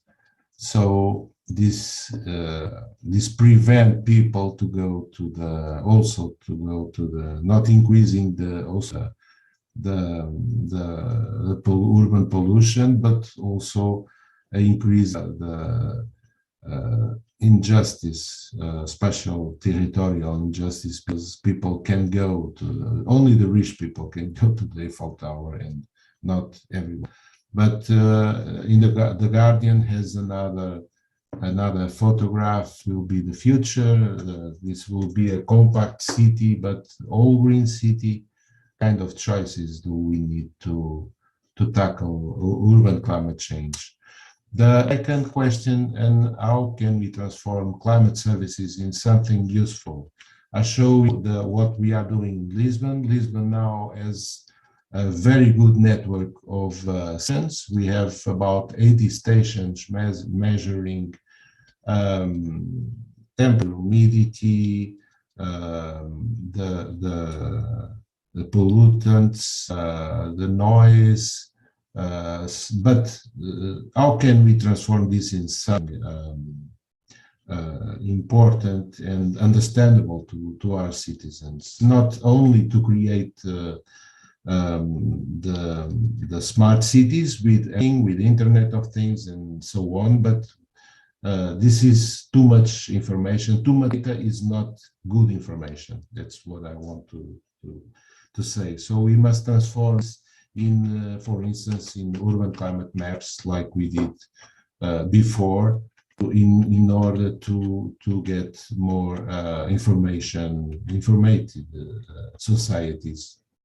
And the third message and conclusion is we must act the local level communities. It means that we must, in our communities, I'm sorry, I'm going again to this project, Piqué's Clima, we talk together and find ourselves, because each city is different from every place. So think global, act local is still in our minds to tackle urban climate changes. And thank you for your attention. Thank you very much, Professor António. It was very, very exciting to follow your presentation, not only because we saw very, very interesting maps and figures, but the arguments based on the life in the city and the comfort in the city is very interesting. But at the end, with your questions, I think we open a debate because by yourself, we can imagine the possibilities of the future in this, not the future, the present, the future in the city. For example, questions related to that image concerning Paris, as you propose at the end. What is the sense of the life in the city? Is the place is to pass, is to live? How could you build the city to the present, to the future? Imagine climate change with a growth of cities and an increase of hot in the climate. What challenge we must think, and you put in two very interesting pictures. What way we choose green lives to maintain a certain quality of life in the city, or a city based on the structures to move or to pass? What kind of city? Well, thank you very much for the presentation. You bring us very important arguments and questions at the end. But now we will receive our colleague from Instituto Pólis to talk about some experience concerning the city, but in this perspective of law and rights in city. So I invite Mr. Nelson. Is Nelson with us? Nelson, please. Let me see. I was talking to him. Yes, yes. Coming. Good morning. Yes. I don't see you. Can you see yes. now? Yes. Okay. Yes. That's okay. Thank you. Welcome, Nelson. Thank you. Good morning. Good morning. I will introduce you in our debate. As I think you following us, we had a great presentation. The first was Mr. Piqué, and the second one was presented, finished now by our colleague António Lopes from Lisbon. Mr. Piqué is coming from Barcelona. And thank you, Nelson, to be here with us. Nelson Senges is Saule. Nelson Saule is a colleague from Instituto Pólis from São Paulo, Brazil. I would do just an introduction with a very short CV because he has an interesting profile. Nelson Saule is doctor in state law at Catholic University of São Paulo, where he is teacher in urban law, notably in the subjects concerning rights to the city and human rights. He is coordinator at the area of rights to the city of Instituto Pólis in São Paulo, Brazil, coordinator of international relations area of Brazil at Brazilian Institute of Urban Law, member of human rights at the commission of OAB, it means the Brazilian Organization of Law in São Paulo. His central lines of interest are state law, urban law, and human rights. So welcome between us, Mr. Nelson Senge and Mr. Nelson Saule. I pass you the possibility exposition. Thank you very much. Thank you. Thank you very much, Mr. Francisco Mendonça, for inviting us to join this session from Pólis Institute. Like you mentioned, I am working in Pólis Institute in charge of the coordination support team. The one international network is the global platform, the Right to the City. Just to understand better, what means this platform. Well, since we have in Brazil the national legislation state of the city, 20 years ago, is the more relevant national legislation in Brazil regarding urban development, urban policy. Now, we have one vision to develop the urban policies in your cities with the perspective of the human rights. And we include, we got in this legislation exactly a vision about the right to the city with two components. One is component important in these visions is the quality of life, the standards of adequate standards of quality of life in the cities, housing, the people to have a right to access housing, land, transport, public services, also labor, cultural. So it's more related, what's the means necessities. Basically, we need to have like habitants in the city. It's about the condition of the urban life. And the another is about the governance, a special, to have a democracy in your cities and participatory democracy in your cities, because in Brazil we have these two systems, representative political system and participatory democratic system. So the vision, the right to the city, includes the quality of life in the urban areas, in the cities. The other is management of democratic in the cities. So we have this vision in our legislation, and then we have a possibility to start one perspective to work in the international perspective to recognize this vision, the right to the city, as a human right in the international perspective. We start in the social world forums. He started in Brazil 20 years ago, exactly in Porto Alegre city. Was one forum to, in the same way, parallel of the economic global forum organized by the countries and the private sector every year.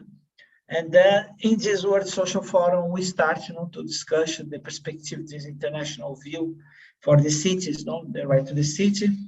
And then we elaborate on a charter, world charter about the right to the city. And we start in the international perspective, also the UN Habitat starts to organize international forums, the Urban Global Forum. And then also we start to bring this discussion for this international level with the organism of UN, also for other sectors, private sector, local governments, academics, also for social organizations, usually are engagement in this Urban Global Forum. And 5 years ago, we have the conference, the UN about human sentiments, Habitat 3 in Ecuador. And we have now the new urban agenda. And during this process, exactly, we organized this global platform to provide advocacy for different networks with some important components, the vision, the one more citizenship inclusion in the cities, more cities without any kind of discrimination, with more gender equality, with more political participation.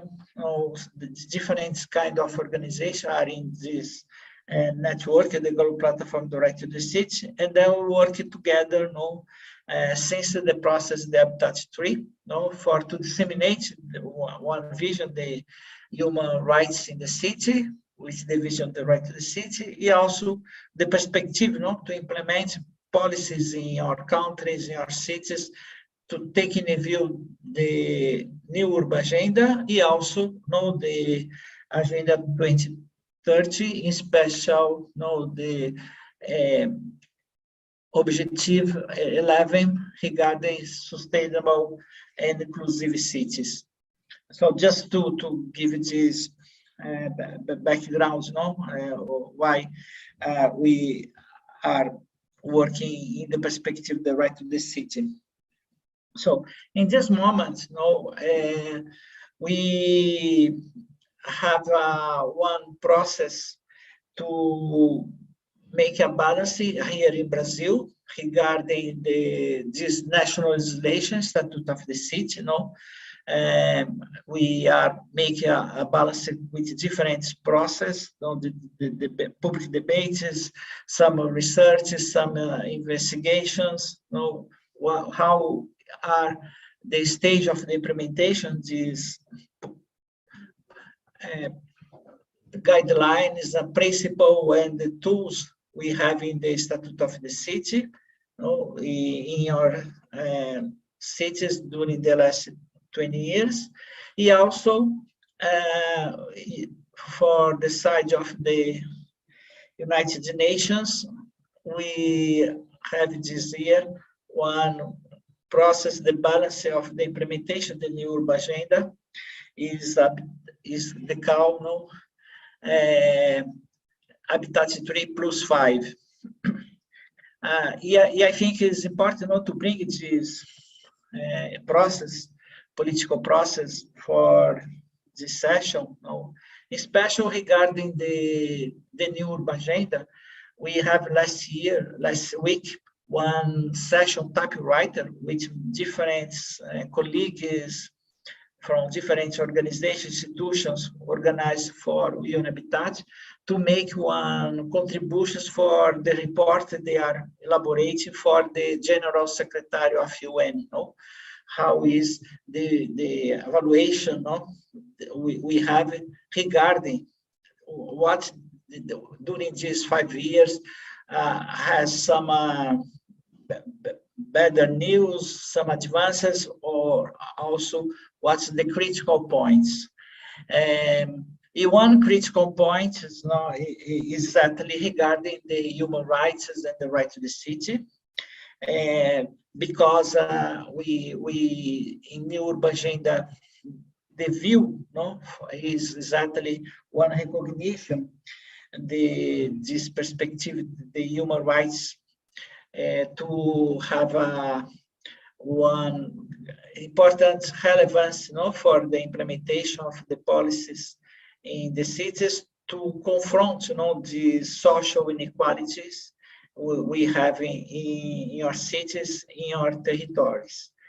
The vision that the right to the city in the new urban agenda is special, the perspective to have compromises for the countries, for the governments, for the cities, one city without any kind of discrimination.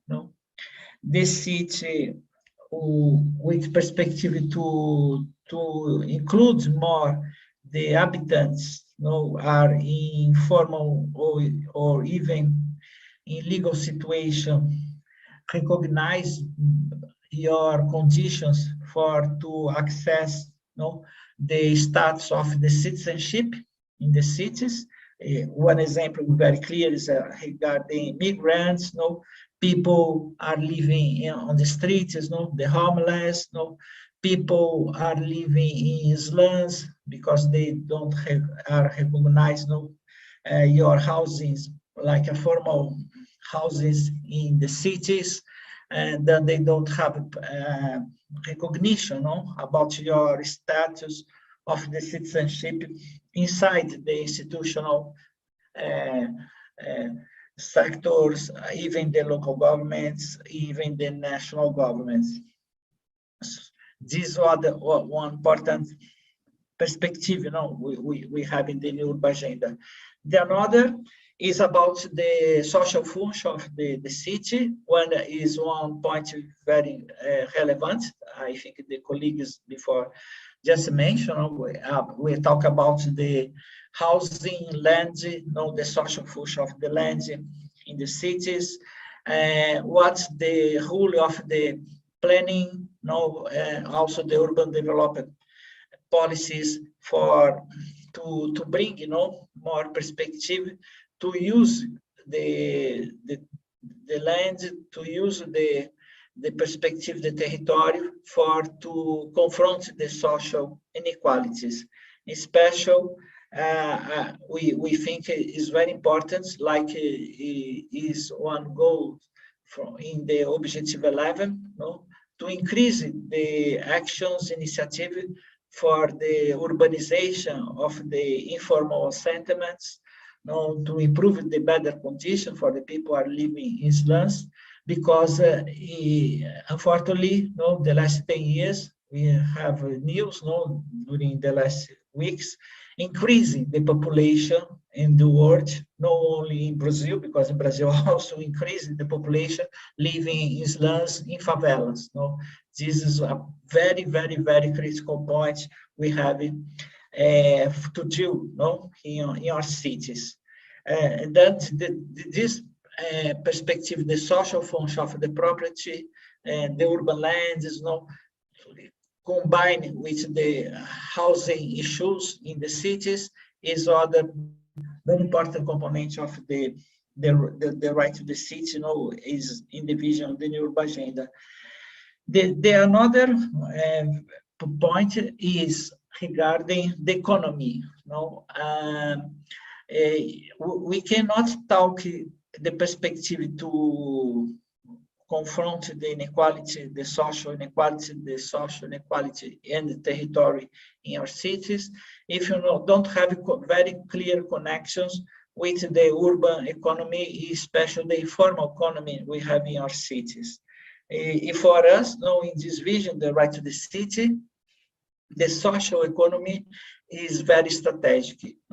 We need to recognize, the important role are the informal workers, in the cities, also bring more conditions for these informal workers, to have conditions to have more security for working in the cities. In this moment, the pandemic, we saw this problem here in the Brazilian cities increase the situation. The people are living in this with the activities in the informal activities in the city. They lose, your low income, and many people are living now in public spaces. Is very terrible the situation. In the downtown of São Paulo city, for example, there are a lot of campings in different squares, in streets, in the central historic of São Paulo city, for example.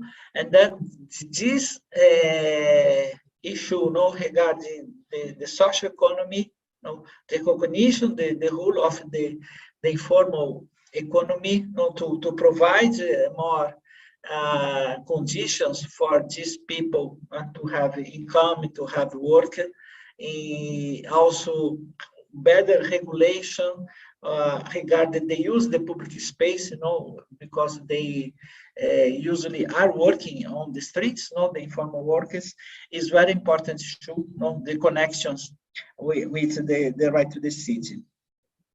Sure, other component, just to give you more one connections regarding the view, the components, the right to the city, is the political participation.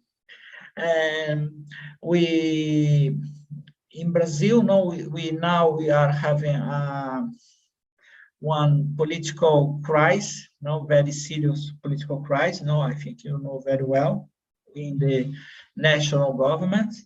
The attacks related to the democracy in Brazil is every day, unfortunately, and this brings impacts, for also the political participation in our cities. Especially now in this moment, the pandemic, became more weak, the possibilities to have political participation in the strategic decisions in our city, because don't have more presential conditions to have a political participation in different public spaces, like councils or public hearing. This is became very critical and weak during these last 2 years, because we are having this pandemic. One example is here in São Paulo City. We are having a revision of the master plan for the local governments of São Paulo. Try to make this review since the last year, but for different organizations like Pólis Institute, other organizations here in São Paulo, it's impossible. We have a political, a public participation in this process, the revision of the master plan, because you don't have no conditions to have a real dialogue, with the authorities, with the private sector, with other different actors, to discuss the strategies to review the master plan, especially to deal with this new reality we are having in our cities, especially in São Paulo, because increase like I mentioned, the situation of the poverty in your city, especially inside the territory, with this lot of people living now in the streets in campings. So this is very clear, how is the one critical point, the political participation in the case of Brazil. But we know, this is one situation we needed to deal in the other countries, because they are having the same situation now, especially in Europe, now about the critical situation again regarding the pandemic in some countries like Germany or other countries, even Portugal. So this is one other point very important regarding we are taking in special account the right to the city. The other point I would like to bring for your reflections is, so why you are discussing, why you are bringing the perspective, the right to the city? We already have the human rights recognition in our national constitutions, in our national legislation. So why you are talking to have this vision, the right to the city? So for this point, I mentioned two elements. One is the view of the human rights as right to the city. Is the right to the city bring one more perspective, the collective rights, not the individual and traditional rights. And when we bring this perspective, the collective rights for the inhabitants in the cities, also we use one strategy to implement this right to the city, to have an integration view of the human rights in the territory of the cities, because if you use the traditional human rights, we contribute some way for the fragmentation. There is initiatives for health, there are initiatives for education, there are initiatives for social assistance, there are some initiatives for housing, in the neighborhoods, in the informal settlements, for the local governments, but don't have a strategical vision of the integration of the human rights, to modify the reality, especially in the periphery urban areas, in the informal settlements. And then the right to the city, when we bring more this collective perspective, to plan in the territory, to implement the human rights, with the components I just mentioned, is one strategy also, for we have other kind of the cultural, to implement the urban development policies and the social policies in the city. I think this is one strategic point we have the perspective, the right to the city. Well, the last point I would like to bring, for why you are working with the right to the city, he also make the connections with this global agenda, the new urban agenda, and the objectives, the sustainable development, not only the objective 11, especially the objective 11, is on a vision we bring, for the cities. I saw, some colleagues mention about the smart cities, bringing more perspective to explore the technology, to contribute, for the development of the services and the activities for the public authorities, public management of the cities. But we think the other value is important we bring here.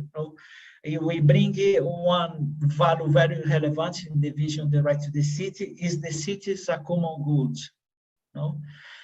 Is one way, for some perspective to confront the traditional view. The city is more one space building for the economy, perspective, and then the business, became more relevant than the people in the cities.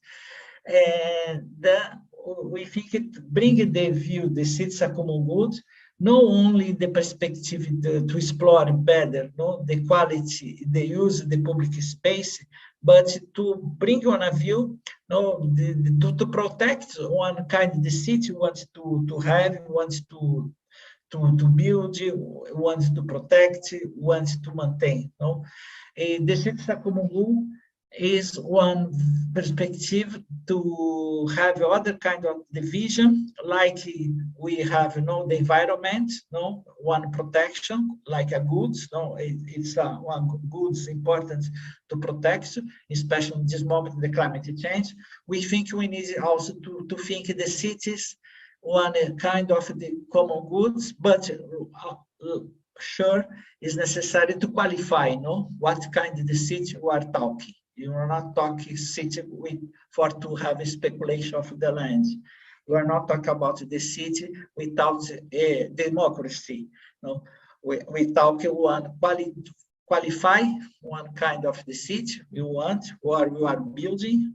We want to modify with some elements, like I mentioned, a city without any kind of discrimination, a city without the inclusion citizenship, a city with equality of gender and race, a city with social function, a city with cultural diversity, a city with quality public space, a city with social economy, with political participation. So we can have this qualification, for to have on a view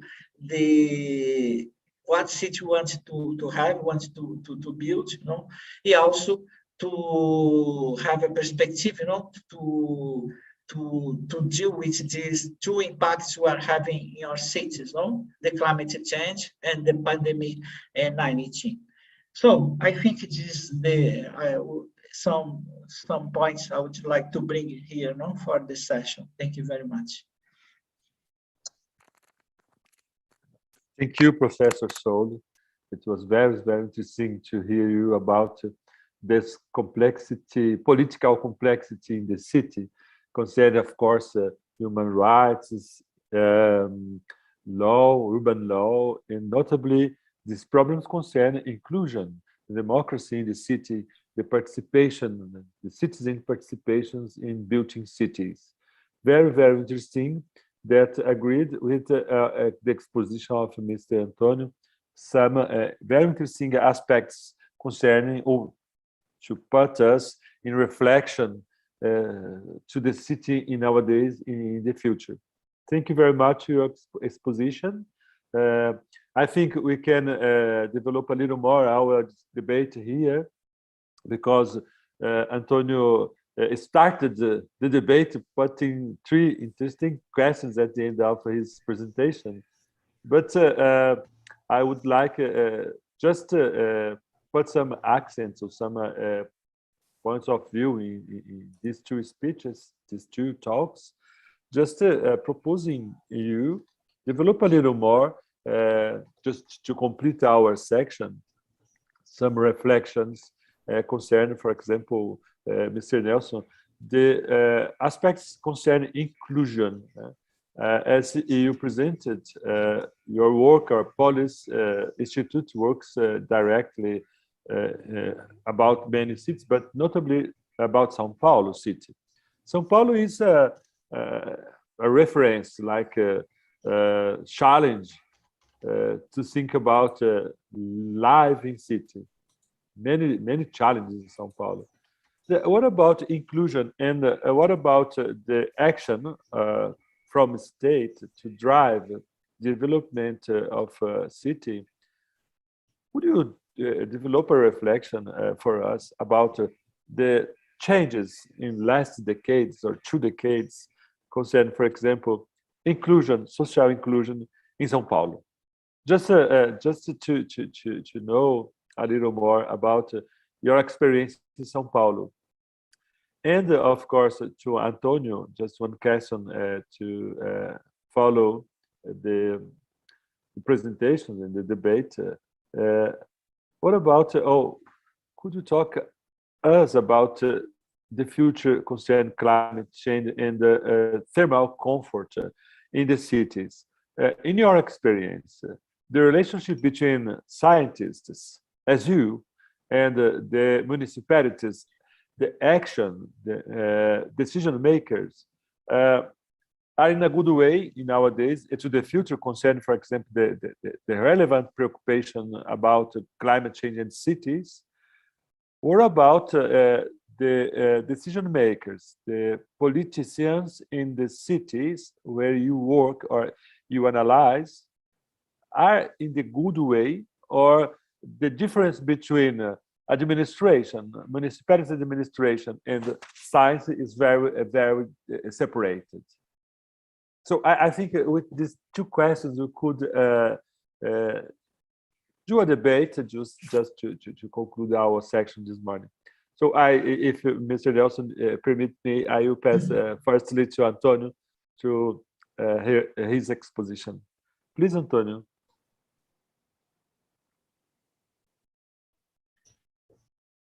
Thank you, Francisco. I hope I can talk a little bit because I'm hiccups and maybe I have to stop. So about your question is a very interesting. I think they stopped.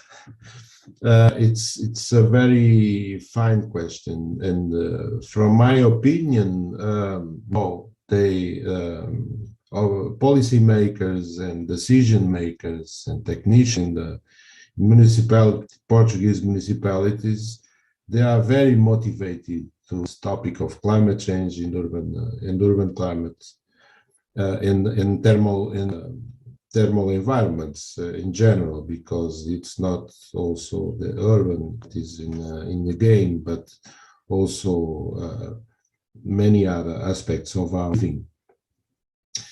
They are very motivated because it's one of the topics most discussed here in our societies, along with COVID. It's COVID and climate change, and because understood that we must do something, and this something must be included in plans. What is missing now? They are very interested also in the main Portuguese cities. They are very interested because European funding are based on climate change reduction, tackling, and also sustainable development goals. So these 2 aspects of our livings, general aspects, and social aspects now in Europe are in the topics of the debate. So they are very motivated also because the fundings are around these topics. And yes, we are very close now. I can say that those climates that we produce and are presented, they are in the system of the municipality of Llull, for instance. To all the technicians can use for their planning, all the departments, because Lisbon is a huge city.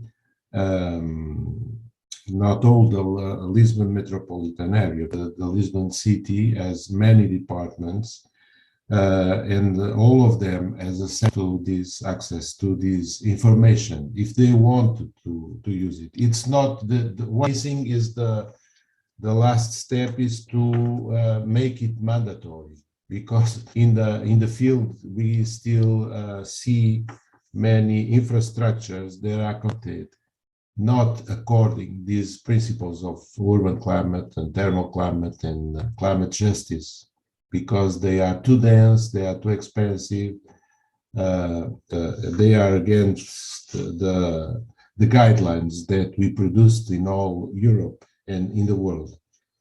So yes, they are motivated, they are very motivated. Yes, we need funding, and these are the main topics to get the funding. But sometimes we continue to allow to make parts of the city not in agreement with guidelines. Okay, thank you very much. This question interests me a lot because in the countries, in not developed countries, as Brazil, for example, we find a very deep lack between municipality administration and the challenges posed by climate change and scientists. Happily, in Portugal, you're in the good way to elect these two point of view, these two kind of actions concerning development of cities. It means it's necessary to integrate the scientist's position, scientist's vision, and administration, municipalities administration. And I follow your work with. It's very interesting because I think it's a very good example to relate academy researchers and political makers. Thank you, António. To your sorry, Francis, just to say something. Yeah. Can I just conclude? It's very important. Yesterday I was in Coimbra with a meeting of young studies students, and it's just to point out that our vision, as geographers, are very important. I should remember that we made an effort with several world societies of geography to COP26 to say that geography matters.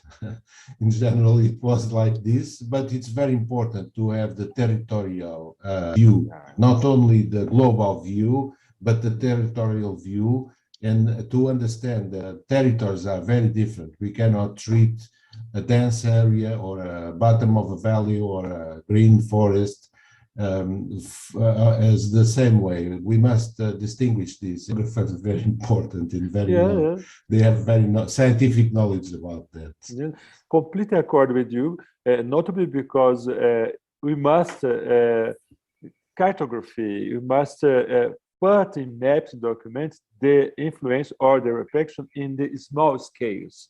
It means, as we talk about climate change in the world, of course, it's a process in the global scale, but it manifests in space, in territories, in local scales. We must do the cartography because vulnerability show us the difference between the impacts of this changing. Yes. And we must do this in detail. So thank you very much for this information, and we will encourage the geographers to work hard in this way. Thank you, António. I will pass to Nelson Saule to talk about this question I proposed related to the inclusion and the political situation in cities like, for example, Brazil, São Paulo. Please, Yes, Nelson. I think now in Brazil, now we are in terrible situation for the social perspective. There's some kind of the action from the government to change the reality. We have more than 40 million people in employment. We increase the people in the line of the poverty again. We have 1 million people with the insecurity, food again, no hunger, no. So the situation in Brazil is terrible.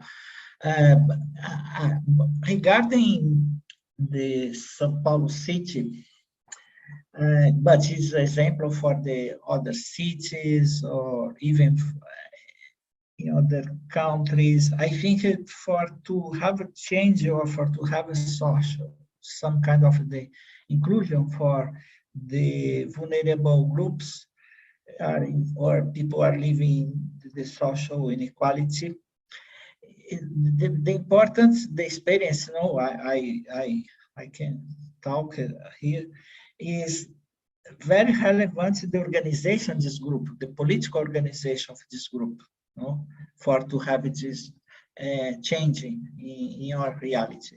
One example very clear, in Brazil, here in São Paulo, but also in different cities in Brazil, we have more than 40 years popular movements which demand the housing policies, housing programs. We have a lot of the housing movements, popular housing movements in different cities of Brazil. In São Paulo, we have a lot of the housing popular movements during the last 40 years, so since the decade of 18, the last century.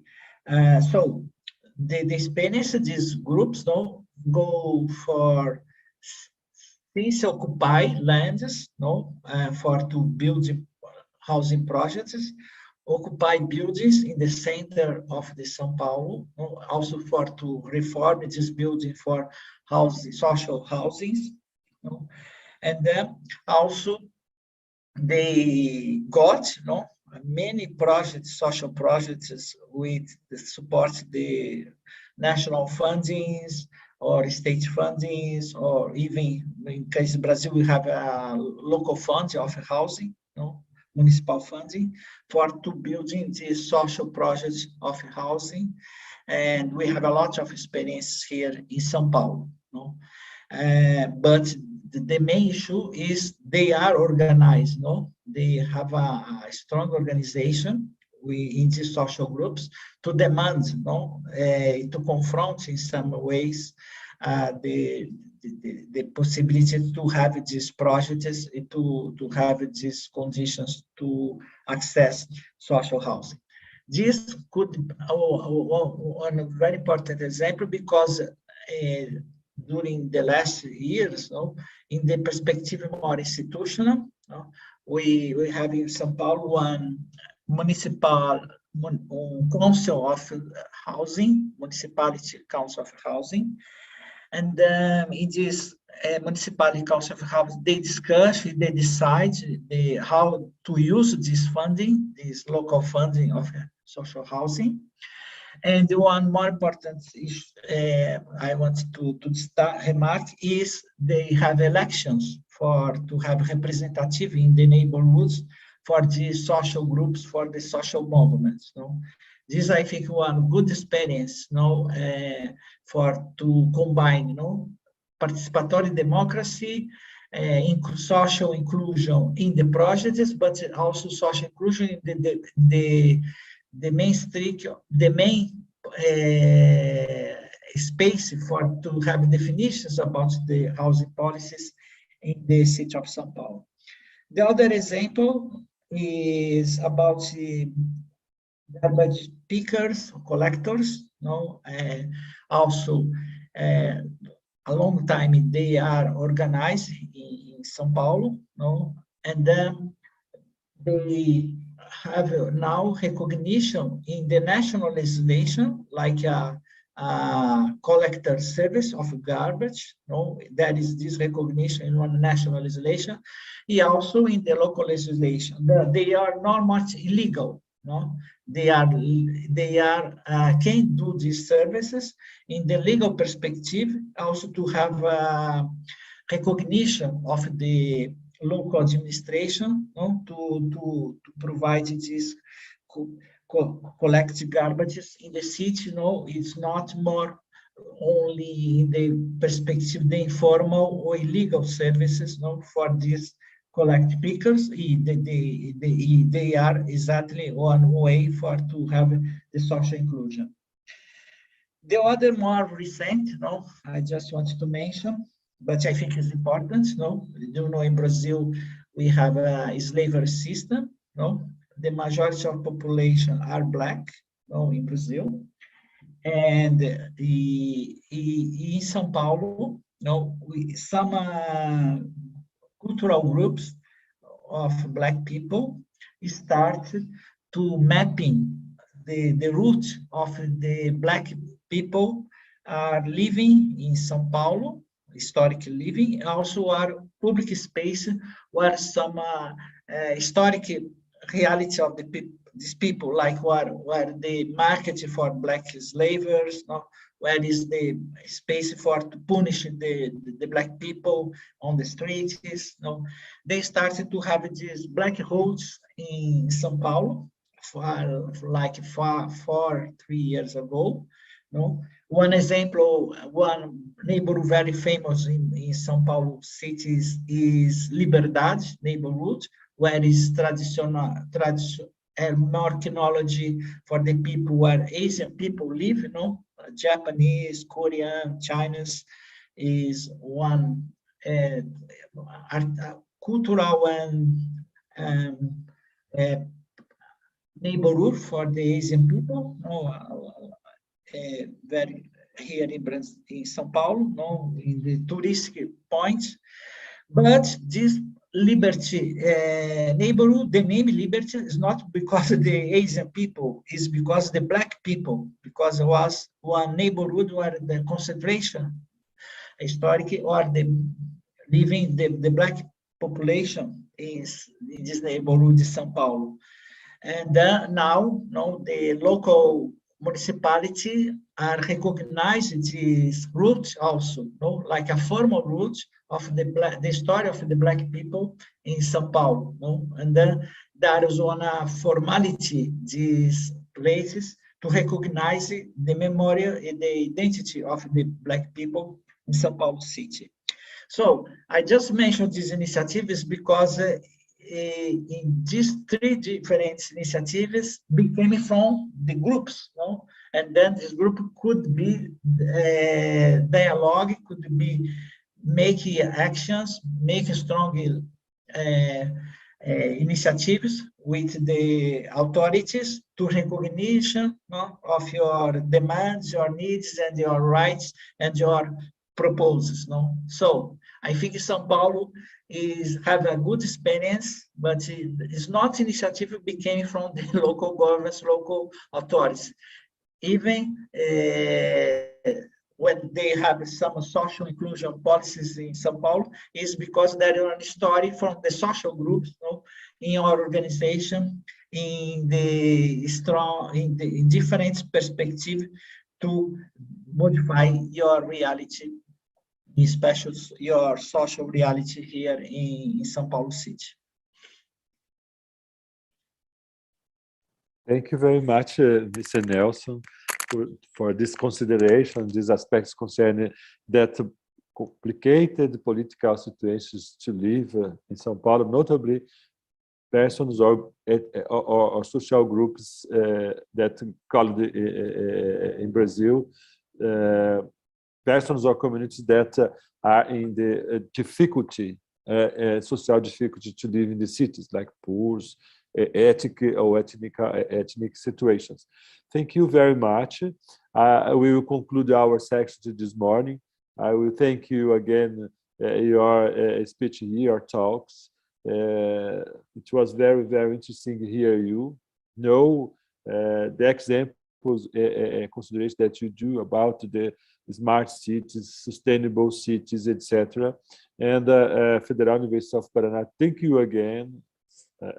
Our international agency, thank you to be here with us. And I pass you the words just to your conclusion and to say the last words to conclude our session. Mr. António, please, just to finish. Thank you again, and your word, please, Professor António.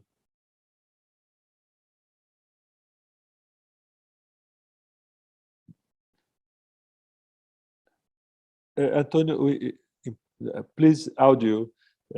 Sorry. Okay. Thank you again, Francisco, and all. It was a pleasant morning with the colleagues and the discussion. It's very important that we continue to discuss these questions about climate change and sustainability, because this is our future, but also the future of our kids. And we must remember that climate change is not something of the future, it's something that is occurring in the last 50 years. And we must remember this.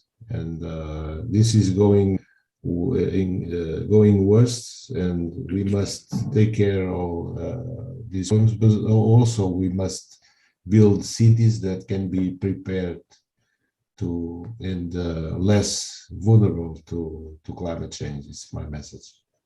Yes, thank you very much, Mr. Nelson, Professor Nelson.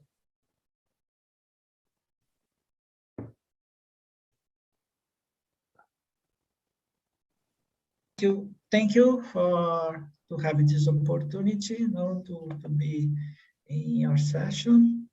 I just go to put here in the chat, you know, the link of the website of the global platform, the Right to the City. We have already some thematic papers to have a better understanding the meaning, you know, the components, the vision, the right to the city, connect with exactly new urban agenda and the Agenda 2030. Even we have two special thematic papers, one about right to the city and climate change, and the other is about the right to the city in the pandemic. If you can access in this website, I share it with Dr. Francisco. I think he can share with you this link, and there is this thematic paper. I think it will be useful, no, for who wants to better understand, you know, this perspective, the vision, the right to the city's a common goal is exactly what the last thematic paper we just include in the website. Okay, thank you again, Professor Nelson. I remember you, all this emission is recorded. We will diffuse it in large media as possible, of course, scientific media, to around the world. We will do a final treatment to have a very good diffusion. And I thank you again to be here with us. We had very important talks from last Wednesday to today. We have 5 great meetings concerning sustainable cities and communities from around the world, colleagues from Portugal, Spain, United States, Chile, Argentina, Brazil. And it was very, very interesting to know about the conceptions, examples, and very important themes to think about cities nowadays and things to the future we are building to the new society, to the new time, to the next time, to the future. So thank you again. I conclude to say you thank you again, and wish you a very, very nice afternoon for Brazilian, and of course to our colleague António, maybe end of afternoon, beginning of evening. So thank you all. Bye-bye. Stay safe. Bye.